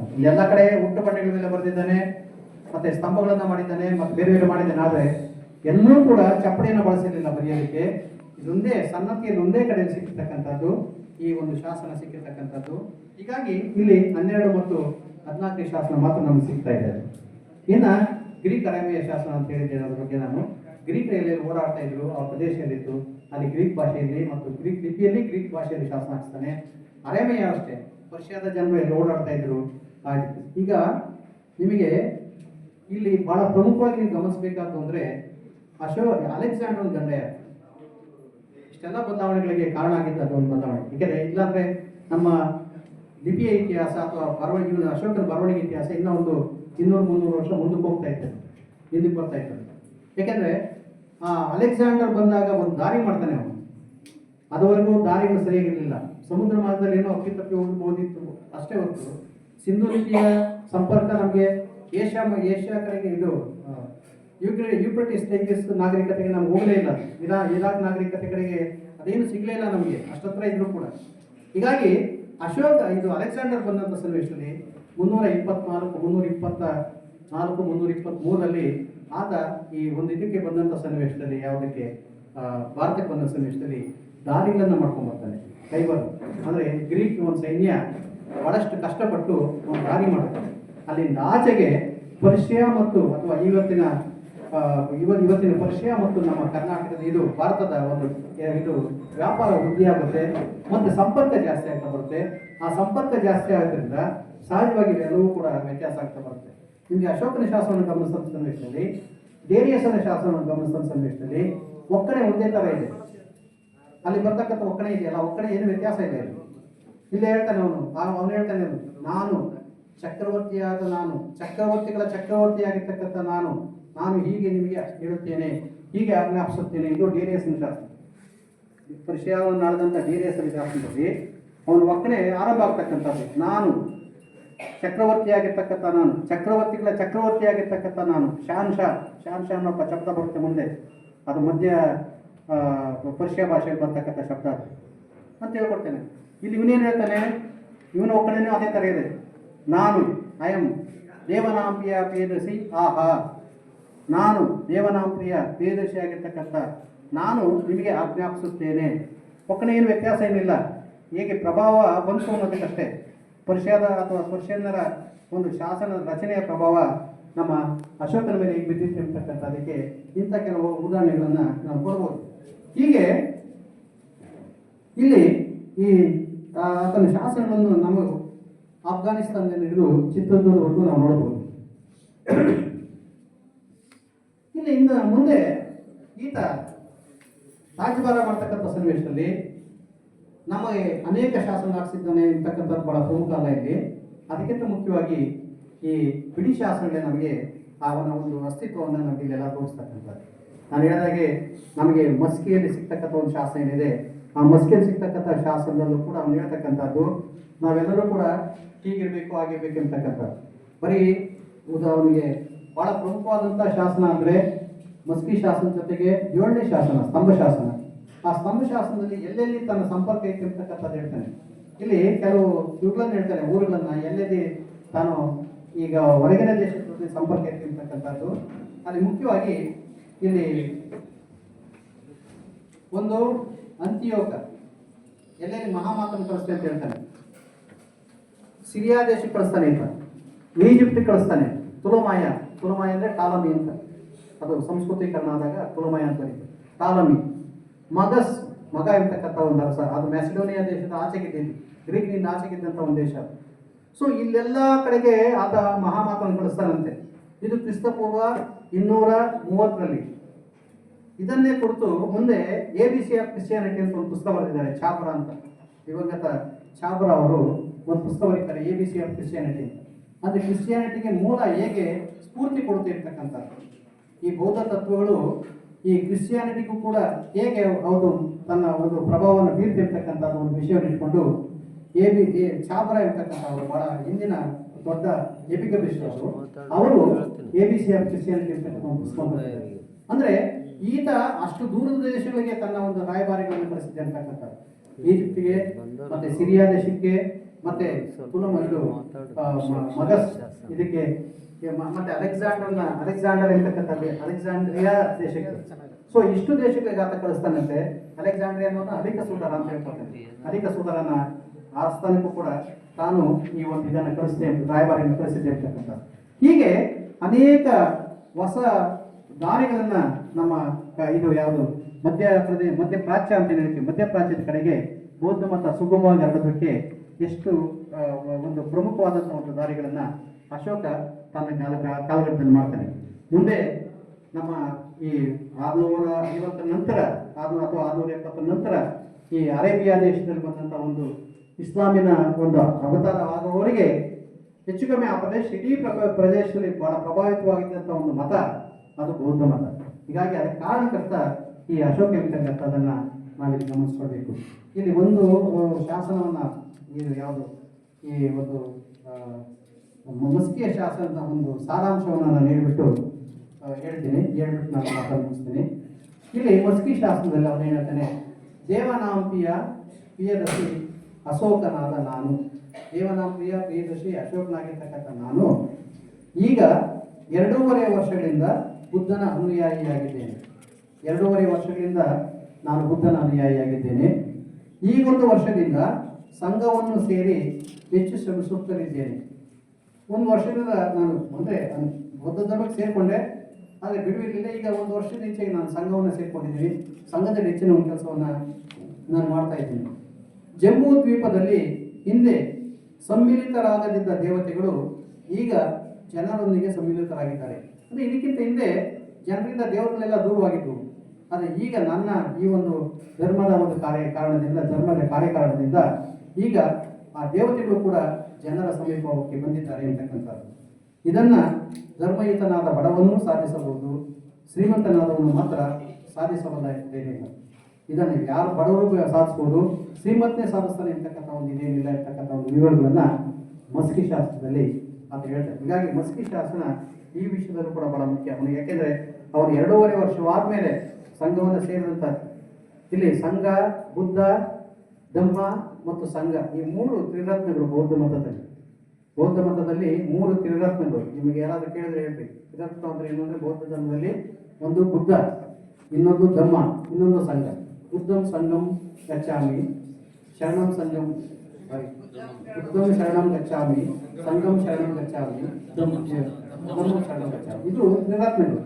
ಈ 3 ತ್ರಿರತ್ನಗಳೇ ಬೌದ್ಧ ಧರ್ಮದ ಬಹಳ ಪ್ರಮುಖವಾದಂತಹ ಒಂದು ತಿರುಳು. ಹಾಗೆ ಈಗ ಧರ್ಮಕ್ಕೆ ಸೇರ್ಕೊಂಡಿದ್ದಾನೆ, ಆದರೆ ಸಂಘಕ್ಕೆ ಇನ್ನೂ ಸೇರಿಲ್ಲ. ಈಗ ಸಂಘಕ್ಕೂ ಸೇರ್ಕೊಂಡಿದ್ದೀನಿ ಅಂತ ಹೇಳ್ತಾ ಇದ್ದಾನೆ. ಹೀಗಾಗಿ ಈತ ಬುದ್ಧ ಮತ್ತು ಧಮ್ಮ ಮತ್ತು ಸಂಘ 3 ಕೂಡ ಈತ ಪಾಲಿಸಿದ್ರಲ್ಲೇ ಇವತ್ತು ಉಳಿದಿತ್ತು. ಮುಂದೆ ಬೌದ್ಧ ಧರ್ಮ ಏನಾಯ್ತು ಅನ್ನೋದ್ರ ಬಗ್ಗೆ ನನಗೆ ಇದು ಬೇಡ ಇದೆ. ಇಲ್ಲಿ ಅದು ಸಭೆ ಅಲ್ಲ, ಇದು ಅಶೋಕನ ಬಗ್ಗೆ ಅಷ್ಟೇ ಇದು ಸಭೆ ಇರ್ತಕ್ಕಂಥದ್ದು. ಹೀಗಾಗಿ ಮತ್ತೆ ಇನ್ನೂ ನಿಮಗೆ ಈ ಬ್ರಹ್ಮಗಿರಿ ಶಾಸ್ತ್ರದಲ್ಲಿ ಏನು ಹೇಳಿದ್ದೇನೆ ಅಂತಕ್ಕಂಥದ್ದು. ಯಾಕೆಂದ್ರೆ ಒಂದು ಇಲ್ಲಿ ಶಾಸ್ತ್ರದಲ್ಲಿ ಇರ್ತಕ್ಕಂಥ ವಿಷಯವನ್ನ ಅಲ್ಲಿ ಬೇರೆ ಥರ ಹೇಳ್ತೇನೆ ನಾವು. ಇಲ್ಲಿ ದೇವನಾಂಪ್ರಿಯನು ಹೀಗೆ ಹೇಳುತ್ತಾನೆ, ತಂದೆ ತಾಯಿಯರಿಗೆ ಶುಶ್ರೂಷೆ ಮಾಡತಕ್ಕದ್ದು, ಗುರುಗಳಿಗೆ ಗೌರವ ಕೊಡತಕ್ಕದ್ದು, ಪ್ರಜೆಗಳಲ್ಲಿ ದಯೆ ಇಡತಕ್ಕದ್ದು. ಇದು ಬಹಳ ಮುಖ್ಯ. ಆಡತಕ್ಕಂಥ ಜನ ಪ್ರಜೆಗಳಲ್ಲಿ ದಯೆಯನ್ನು ಇಡತಕ್ಕಂಥದ್ದು, ಸತ್ಯವನ್ನ ಆಡತಕ್ಕಂಥದ್ದು, ಇಂಥ ಧರ್ಮ ಗುಣಗಳನ್ನೇ ಅವಲಂಬಿಸತಕ್ಕದ್ದು. ಶಿಷ್ಯರು ಗುರುಗಳಿಗೆ ಗೌರವವನ್ನು ನೀಡಬೇಕು, ಹಾಗೆಯೇ ದಾಯಾದಿಗಳಿಗೂ ಸಹ ಗೌರವವನ್ನು ಕೊಡಬೇಕು. ಇದೇ ಪುರಾಣವಾದ ಪ್ರಕೃತಿ, ಹಿಂದಿನಿಂದ ಬಂದಿರತಕ್ಕಂಥ ಒಂದು ಪ್ರಕೃತಿ. ಇದು ಅದೇ ಕಾರ್ಯ. ಇದೇ ದೇವನಾಂಪಿಯನ ಧರ್ಮ. ಲಿಪಿಕಾರ ಚಪಡದಿಂದ ಈ ಒಂದು ಶಾಸನ ಬರೆಯಲಾಯಿತು. ಸೊ ಹೀಗೆ ಮತ್ತೆ ಇವೆಲ್ಲ ಒಂದು ಶಬ್ದ ಪೊಂತೆ ಅಂತ ಹೇಳ್ತೀವಿ. ಪೊಂತೆ ಸಾಮಾನ್ಯವಾಗಿ ಇವ್ರು ಬಂದಂಥ ಸನ್ನಿವೇಶ ಬೌದ್ಧ ಭಿಕ್ಷುಗಳು ಬಂದಾಗ ಪೊಂತೆ ಅಂದ್ರೆ ಏನು ಅಂದ್ರೆ ಪೂಜೆರಿ ಅಂತ ಅಷ್ಟೇ, ಇನ್ನು ಅರ್ಥ ಏನು ಬೇರೆ ಅರ್ಥ ಇಲ್ಲ. ಪೂಜೆರಿ ಅಂತಕ್ಕಂಥ ಒಂದು ಶಬ್ದ ಅಷ್ಟೇ ಅರ್ಥ ಅದಕ್ಕೆ. ಅದರಿಂದ ಮುಂದೆ ಯಾರಾದರೂ ಪೊಂತೆ ಅಂದಾಗ ಏನು ಆಸೆ ಮಾಡ್ಬೇಕಾಗ್ತಿಲ್ಲ ಅಥವಾ ಏನೋ ಇನ್ನೂ ಕೊಡ್ಬೇಕಾಗ್ತಿಲ್ಲ, ಅದನ್ನ ಪೂಜೆರಿ ಅಂತ ಅಷ್ಟೇ. ನಾವು ಸ್ವಾಮಿಗಳೇ ಅಂತ ಹೇಳ್ತೀವಲ್ಲ, ಸ್ವಾಮಿಗಳ ಬನ್ನಿ ಹಾಗೆ ಪೂಜೆರಿ ಅಂತ ಪೂಜೆ. ಸೊ ಹೀಗೆ ಈ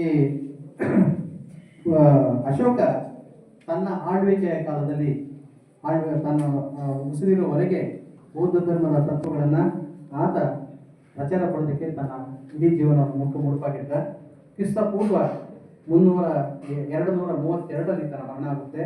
ಅಲ್ಲಿಂದ ಆಚೆಗೆ ಮುಂದೆ ಈ ಬ್ರಾಹ್ಮಣರ ಅಥವಾ ವೈದಿಕ ಮತದ ಪುಷ್ಯಮಿತ್ರ ಶೃಂಗ ಇರ್ತಕ್ಕಂಥವನು ಈ ಇಡೀ ಪಾಟಲಿಪುತ್ರವನ್ನು ತನ್ನ ತೆಕ್ಕೆಗೆ ತೆಗೆದುಕೊಳ್ತಾನೆ.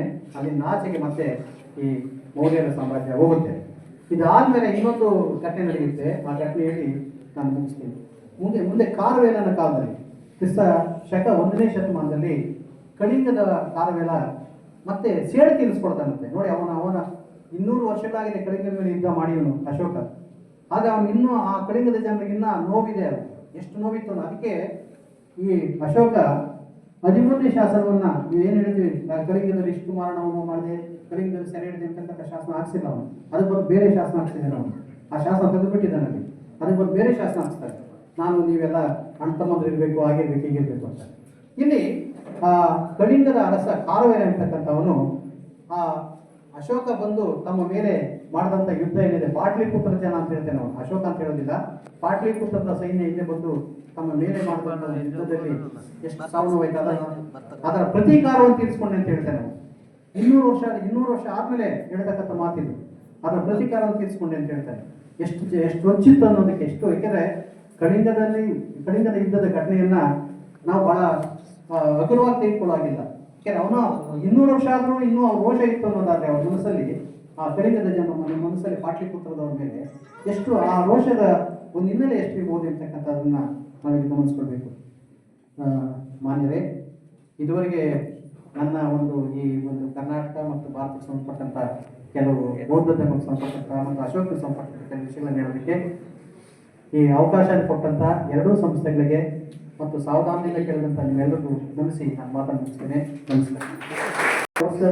ಅಥವಾ ಏನಾದರೂ ಹೇಳಲಿಕ್ಕಿದ್ರೆ ಸ್ವಲ್ಪ ವೇದಿಕೆ ಮುಂಬಾಗಿ ಬರ್ಬೋದು, ಇಲ್ಲ ಕೈಯನ್ನು ತೋರಿಸಿ.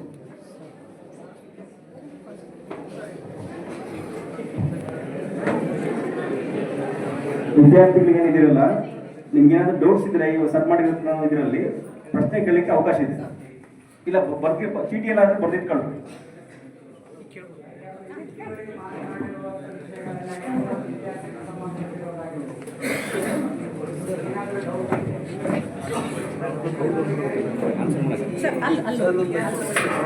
ಇಲ್ಲ ಕಾಣಿಸಲ್ಲ. ಸರ್ ನಮಸ್ತೆ ಸರ್. ಸರ್ ಅದೇ ಹಿಂದಿನ ಉಪನ್ಯಾಸದಲ್ಲಿ ನಾನು ಕೇಳಿದ್ದೀನಿ ಸರ್, ನೀವು ಅಶೋಕನ ಯಾವ ಶಾಸನಗಳಲ್ಲಿಯೂ ಸಹ ಅವನು ಬೌದ್ಧ ಧರ್ಮ ಸ್ವೀಕರಿಸಿದೆ ಅಂತ ಉಲ್ಲೇಖ ಮಾಡಿಲ್ಲ, ಬರೀ ಧರ್ಮವನ್ನ ಸ್ವೀಕರಿಸಿದೆ ಅಂತ ಉಲ್ಲೇಖ ಮಾಡಿದ್ದಾರೆ. ಹಾಗಾದ್ರೆ ಆ ಧರ್ಮ ಬೌದ್ಧ ಧರ್ಮನೇ ಅನ್ನೋದು ಒಂದು ನನ್ನ ಪ್ರಶ್ನೆ ಸರ್.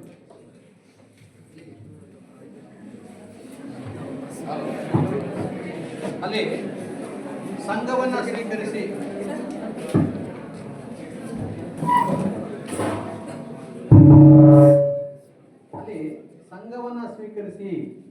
ಅಂತ ಬರುತ್ತಲ್ಲ, ಸಂಘ ಅಂದ್ರೆ ಯಾವ ಸಂಘ ಅಂತಿದ್ದು ಅದು ಬೌದ್ಧ ಸಂಘವೇ ಆಗಿದೆ. ಏನಪ್ಪ, ಧಮ್ಮ ಅನ್ನೋದು ಬಂದಾಗ ಕೂಡ ತ್ರಿರತ್ನಗಳಲ್ಲಿ ಧಮ್ಮ ಬಹಳ ಮುಖ್ಯ. ಧಮ್ಮ ಮತ್ತು ಸಂಘ ಅಂತ ಬಂದಾಗ ಅವು ಬೇರೆ ಅಲ್ಲ, ಬೇರೆ ಆಗೋದಿಲ್ಲ, ಅದು ಬೌದ್ಧ ಸಂಘವೇ ಆಗಿದೆ.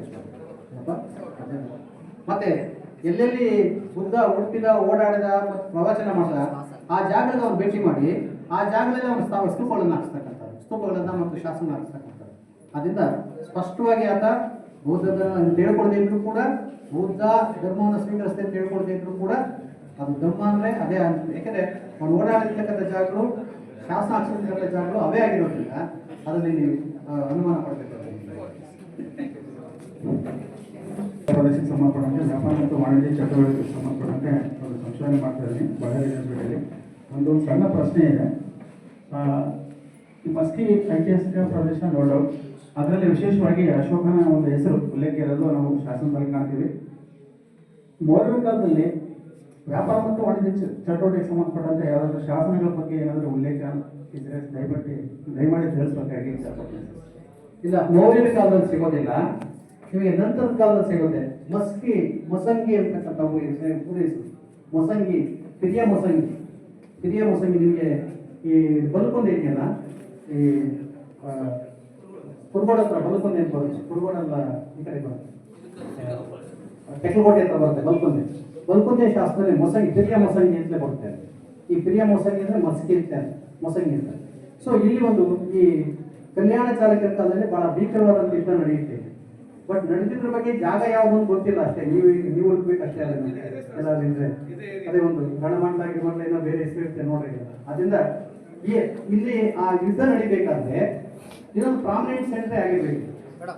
ಇದೊಂದು ಪ್ರಾಮಿನೆಂಟ್ ಸೆಂಟರ್, ಎರಡು ಯುದ್ಧಗಳು ಸೇರಿ, ಎರಡು ಸೈನ್ಯ ಸೇರಿ ನಡೆದಂತ ಸನ್ನಿವೇಶದಲ್ಲಿ ಇದೊಂದು ಪ್ರಾಮಿನೆಂಟ್ ಸೆಂಟರ್ ಇರಬೇಕು. ಮತ್ತೆ ರಾಜೇಂದ್ರ ಚೋಳನ ಶಾಸನ ಸಿಕ್ಕಿರ್ತಕ್ಕಂಥ ರಾಜೇಂದ್ರ ಚೋಳನ ಶಾಸನ ಸೃಷ್ಟಿಸ್ತಕ್ಕಂಥದ್ದು ಅದು ನೋಡಿ, ನಮ್ಮ ಒಂದು ಯಾವ ಥರ ಇರುತ್ತೆ ಅಂದ್ರೆ ನಮ್ಮ ಒಂದು ಒಂದು ಮಿಡಿತ ಭಾಷೆ ಮೇಲೆ ಮತ್ತು ಲಿಪಿಗಳ ಮೇಲೆ ನಾವು ಹೇಗೆ ನಾವು ಏರ್ತೀವಿ ಅನ್ನೋದಕ್ಕೆ ಇದೊಂದು ದೊಡ್ಡ ಶಾಸನ, ಬಹಳ ಅತ್ಯುತ್ತಮವಾದಂಥ ಉದಾಹರಣೆ.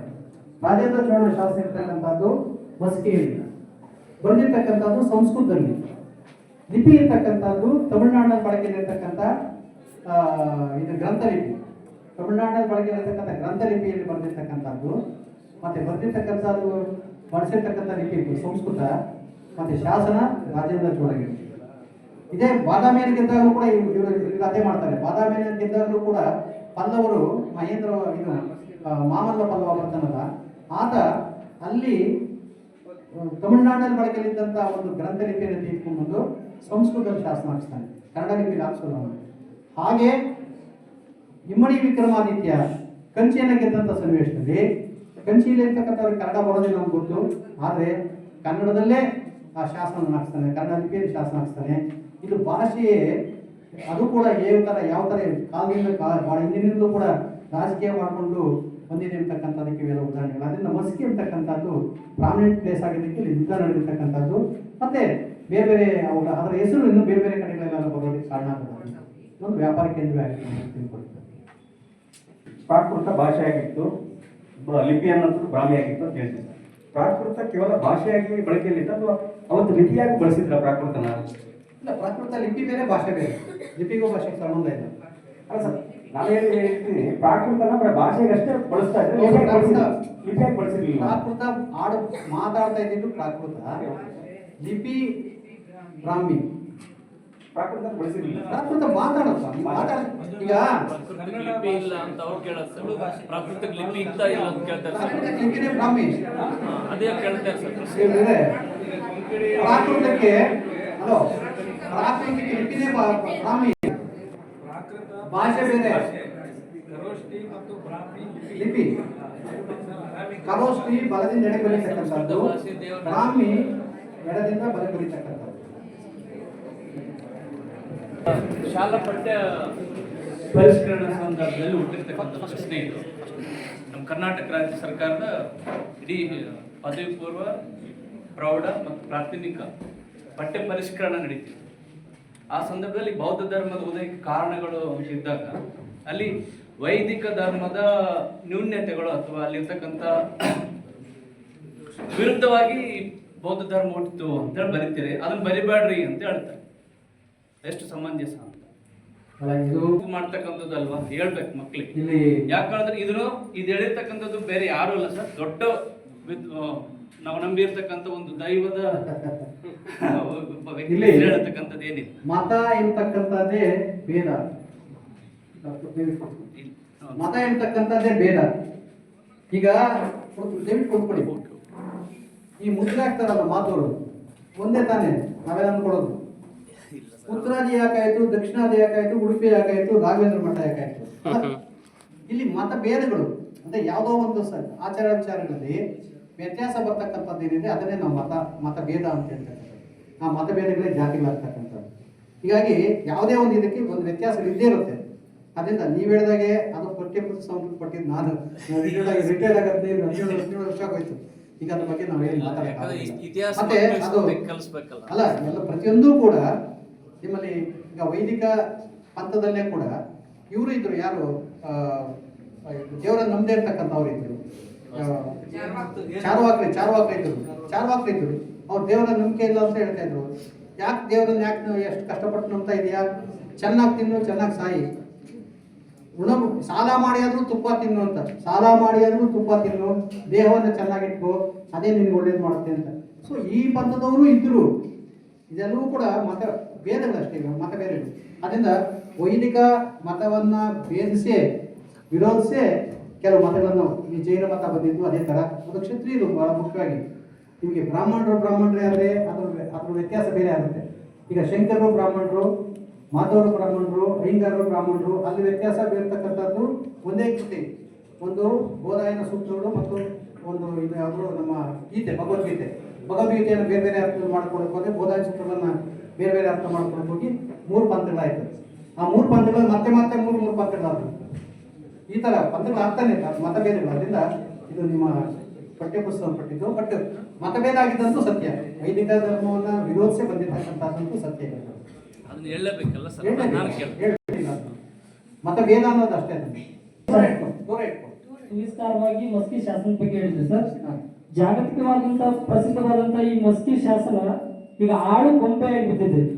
ಇದನ್ನ ಅತಿಯಾಗಿ ಯಾರು ಜಾಗೃತ ವಹಿಸ್ತಾ ಇಲ್ಲ, ಇದ್ರ ಬಗ್ಗೆ ಯೋಚನೆನೂ ಮಾಡ್ತಾ ಇಲ್ಲ, ಕಾಳಜಿ ಮಾಡ್ತಿಲ್ಲ. ಆದ್ರಿಂದ ಇತಿಹಾಸ ವಿದ್ಯಾರ್ಥಿಗಳಾದ ನಾವು ಅದನ್ನ ಜಾಗೃತಿಗೊಳಿಸೋದಕ್ಕೆ ಯಾರಿಗೆ ಮನವಿ ಸಲ್ಲಿಸಬೇಕು, ಯಾರಿಂದ ಈ ಇತಿಹಾಸ ಇನ್ನೂ ಉಳಿಯುತ್ತೆ ಮತ್ತು ಈ ಶಾಸನ ಸಂರಕ್ಷಣೆ ಆಗುತ್ತೆ ಅಂತ ನನ್ನ ಪ್ರಶ್ನೆ sir. Archaeological survey of India ಅಂತ ಒಂದು ಸಂಸ್ಥೆ ಇದೆ, ಅದಕ್ಕೆ ಸೇರಿರ್ತಕ್ಕಂಥದ್ದು. ಅದೇ ಅದನ್ನು ರಕ್ಷಣೆ ನೋಡ್ಕೋಬೇಕಲ್ಲ.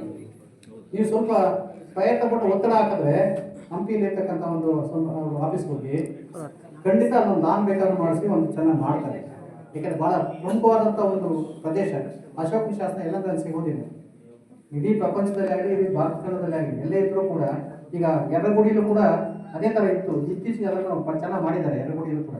ಅದರಿಂದ ಅದನ್ನು ಮಾಡಿಸೋದೇನು ಕಷ್ಟ ಅಲ್ಲ. ನಿಮಗೆ ಸ್ವಲ್ಪ ನೀವು ಗ್ರಾಮದವರು ಕೂಡ ಸ್ವಲ್ಪ ಪ್ರಯತ್ನ ಪಡಬೇಕು. ಬರೀ ಸರ್ಕಾರಿ ಅಧಿಕಾರಿಗಳ ಮೇಲೆ ಏನಾಗ್ತದೆ, ಸರ್ಕಾರಿ ಅಧಿಕಾರಿಗಳು ಅಷ್ಟೇ. ಸ್ವಲ್ಪ ನೀವು ಪ್ರಯತ್ನ ಪಟ್ಟರೆ ಒಳ್ಳೆ ಜಾಗ ಆಗುತ್ತೆ. ಮತ್ತೆ ನಾಳೆ ಪ್ರವಾಸೋದ್ಯಮಕ್ಕೂ ಕೂಡ ಒಳ್ಳೆ ಇದಾಗುತ್ತೆ. ನೋಡಿ ಅದನ್ನು ಪ್ರಯತ್ನ.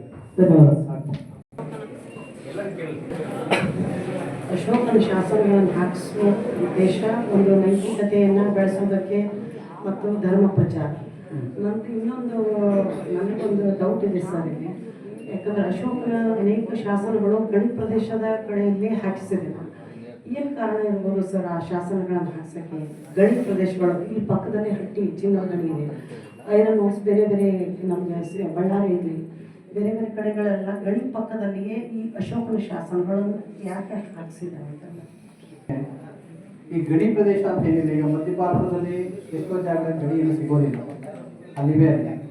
ಇತ್ತೀಚೆಗೆ ಒಬ್ಬರು ಆತ ಅಶೋಕ ಚಿನ್ನವನ್ನು ತೆಗೆದುಕೊಂಡು ಚಿನ್ನದ ಗಡಿ ಮಾಡೋದಕ್ಕೆ ಇಲ್ಲಿ ಬಂದಿದ್ದ, ಚಿನ್ನವನ್ನು ತೆಗೆದುಕೊಳ್ಳೋದಾಗ ಬಹಳಷ್ಟು ಲೋಹ ಸಿಗ್ತಾ ಇತ್ತು, ಅದಕ್ಕೆ ಇಲ್ಲಿ ಬಂದಿದೆ ಅಂತಕ್ಕಂಥ ಒಂದು ಉಪನ್ಯಾಸ ಕೂಡ ನಮಗೆ ಯೂಟ್ಯೂಬಲ್ಲಿ ಬಂದಿದೆ. ಅದು ಆದರೆ ಅದು ಮುಖ್ಯ ಅಲ್ಲ.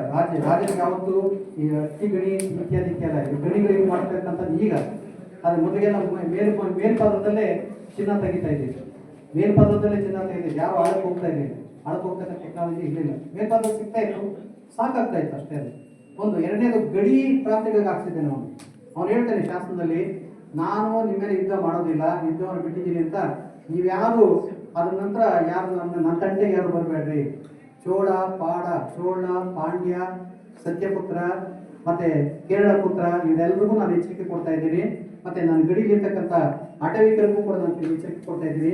ಯಾರೂ ಕೂಡ ನನ್ನನ್ನು ಲಘುವಾಗಿ ನೀವು ಪರಿಗಣಿಸ್ಬೇಡ್ರಿ, ನನ್ನ ಒಂದು ಈ ಧರ್ಮವನ್ನು ಸ್ವೀಕರಣೆಯನ್ನು ಲಘುವಾಗಿ ಪರಿಗಣಿಸ್ಬೇಡ್ರಿ. ನಾನು ದಂಡವನ್ನು ತೆಗೆದುಕೊಳ್ಳೋದಾದ್ರೆ ದಂಡವನ್ನು ತೆಗೆದುಕೊಡ್ತೀನಿ ಅಂತ ಹೇಳಿದ್ದೇನೆ. ಅದರಿಂದ ಗಡಿ ಜಾಗಕ್ಕಾಗಿ ಇದಾಗ್ತಿದ್ದೇನೆ ಅಂತಲ್ಲ, ಗಡಿ ಇರ್ತಕ್ಕಂಥ ಒಂದು ಉಲ್ಲೇಖ ನಮ್ಗೆ ಸಿಗ್ತಕ್ಕಂಥ ಸ್ಪಷ್ಟವಾಗಿ ಸಿಗ್ತಕ್ಕಂಥದ್ದು ನಮಗೆ ಈ ನಿಮ್ಸ್ಕೂರು ತಾಲೂಕಲ್ಲಿರ್ತಕ್ಕಂಥ ನವಲಿ ಹತ್ರ ಒಂದು ರೋಡ್ ಬರುತ್ತೆ, ಅವರಲ್ಲಿ ಹತ್ರ ಅದೊಂದು ಶಾಸನ ಬರುತ್ತೆ. ಅಲ್ಲಿ ಗಣಿ ಅಂತ ಬರುತ್ತೆ, ಈ ಚಿನ್ನದ ಕಡೆಗೆ ಸಂಬಂಧಪಟ್ಟಂಥ ಒಂದು ಉಲ್ಲೇಖ ಬರುತ್ತೆ. ಇದನ್ನೆಲ್ಲ ಕೂಡ ಗಣಿ ಬಗ್ಗೆ ಬರೋದಿಲ್ಲ. ಗಣಿ ಮೊದಲಿಗೆಲ್ಲ ಸರ್ವೇಸನೆ ಮಾಡ್ತಾ ಇದ್ದೀವಿ, ಜಾಗದಾರ ಇರ್ತಲ್ಲ ಅದೇ ಕೆಲಸ. ಒಂದು ಈ ಒಂದು ಭಾಗದಲ್ಲಿ ಇಷ್ಟೆಲ್ಲ ಐತಿಹಾಸಿಕ ಹಿನ್ನೆಲೆ ಹೊಂದಿರತಕ್ಕಂಥ ಮಸ್ಕಿಯಲ್ಲಿ ಒಂದು ವಸ್ತು ಸಂಗ್ರಹಾಲಯ ಸ್ಥಾಪನೆ ಮಾಡಿದರೆ ಚೆನ್ನಾಗಿರ್ತಕ್ಕಂಥದ್ದು ನನ್ನ ಅಭಿಪ್ರಾಯ. ಹಾಗಾಗಿ ತಾವು ಇತಿಹಾಸ ಅಕಾಡೆಮಿ ಅಧ್ಯಕ್ಷರಾಗಿದ್ದರಿಂದ ಈ ಸರ್ಕಾರದ ಮೇಲೆ ಒತ್ತಡ ಹಾಕಿ ಈ ಒಂದು ಭಾಗದಲ್ಲಿ ಒಂದು ನಮ್ಗೆ ಅದು ವ್ಯವಸ್ಥೆ ಮಾಡಿಕೊಟ್ರೆ ಒಂದು ಚೆನ್ನಾಗಿರ್ತಕ್ಕಂಥದ್ದು ನಮ್ಮ ಒಂದು ಮಾಡಿ. ಬಹಳಷ್ಟು ಕಡೆಗಳು ಆಗ್ತಾ ಇದೆ ಅದು ವಸ್ತು ಸಂಗ್ರಹಾಲಯಗಳು ಬಹಳಷ್ಟು ಕಡೆಗಳು ಮಾಡ್ತಾ ಇದ್ದಾರೆ ಮಾಡಿ. ಅಂದ್ರೆ ಎಲ್ಲಿ ಮಾಡ್ಬೇಕು ಅನ್ನೋದು ಬಹಳ ಮುಖ್ಯ ಅಲ್ಲ. ಈಗ ಜನ ಓಡಾಡ್ತಕ್ಕಂಥ ಜಾಗದಲ್ಲಿ ಮಾಡ್ತಕ್ಕಂಥದ್ದು, ಅಲ್ಲೇ ಮಾಡ್ತಕ್ಕಂಥದ್ದು ಅದು ಬಹಳ ಮುಖ್ಯ ಆಗುತ್ತೆ. ಯಾಕಂದ್ರೆ ಮಾಡಿದ್ಮೇಲೆ ಯಾರು ಜನನೇ ಹೋಗದೆ ಇದ್ರೆ ಅದನ್ನೇ ಜಾಗ ಅದನ್ನೆಲ್ಲ ಆಯ್ಕೆ ಮಾಡ್ಕೊಳ್ತಕ್ಕಂಥದ್ದು ಅದೆಲ್ಲ ಇಲ್ಲ ಸೆಂಟ್ರಲ್ ಮಾಡಬೇಕು, ಸ್ಟೇಟ್ ಮಾಡಬೇಕು ಅದನ್ನು ನೋಡಿ. ಯಾಕಂದ್ರೆ ಅದು ಸ್ಟೇಟ್ ಇದು ಸೆಂಟ್ರಲ್ ಆಸ್ತಿ, ಅಲ್ಲಿ ಯಾವ್ದು ಸ್ಟೇಟ್ ಆಸ್ತಿ ಮಾಡಕ್ ಬಿಡೋದಿಲ್ಲ. ನೀವು ಮಾಡೋದಾದ್ರೆ ಬೇರೆ ಕಡೆ ಮಾಡಬೇಕು.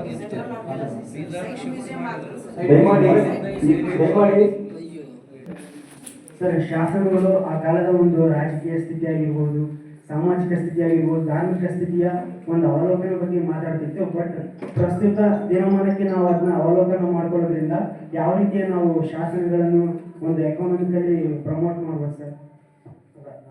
ಒಂದು ವಾಣಿಜ್ಯದ ಬಗ್ಗೆ ಮಾತಾಡ್ತಿತ್ತು.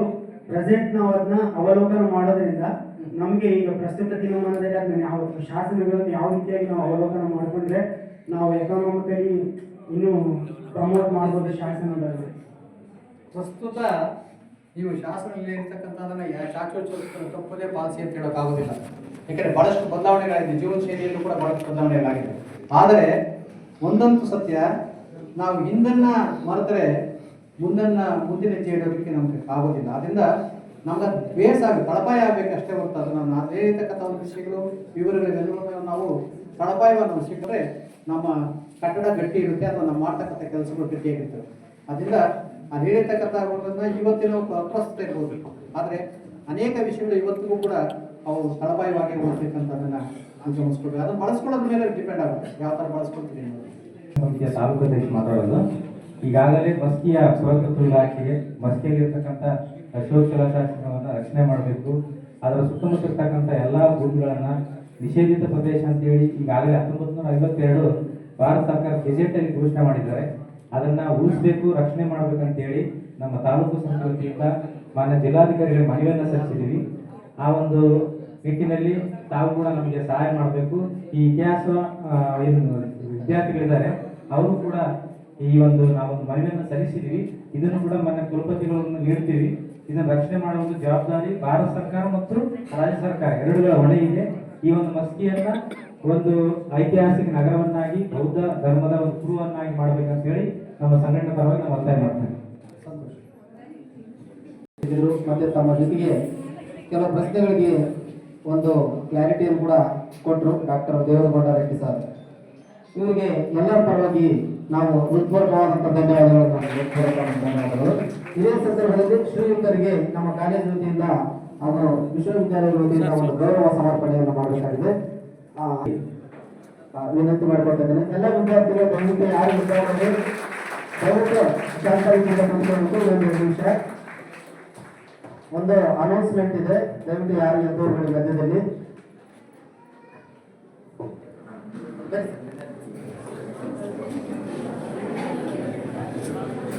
ಮೇಡಮ್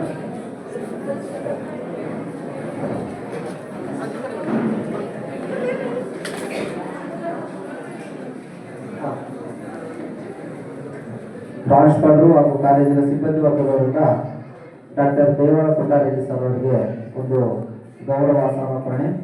ಹೃತ್ಪೂರ್ವಕವಾದಂಥ ಧನ್ಯವಾದಗಳು ಎಲ್ಲರಿಗೂ ಕೂಡ. ಈಗ ಒಂದು ಅನೌನ್ಸ್ಮೆಂಟ್ ಇದೆ.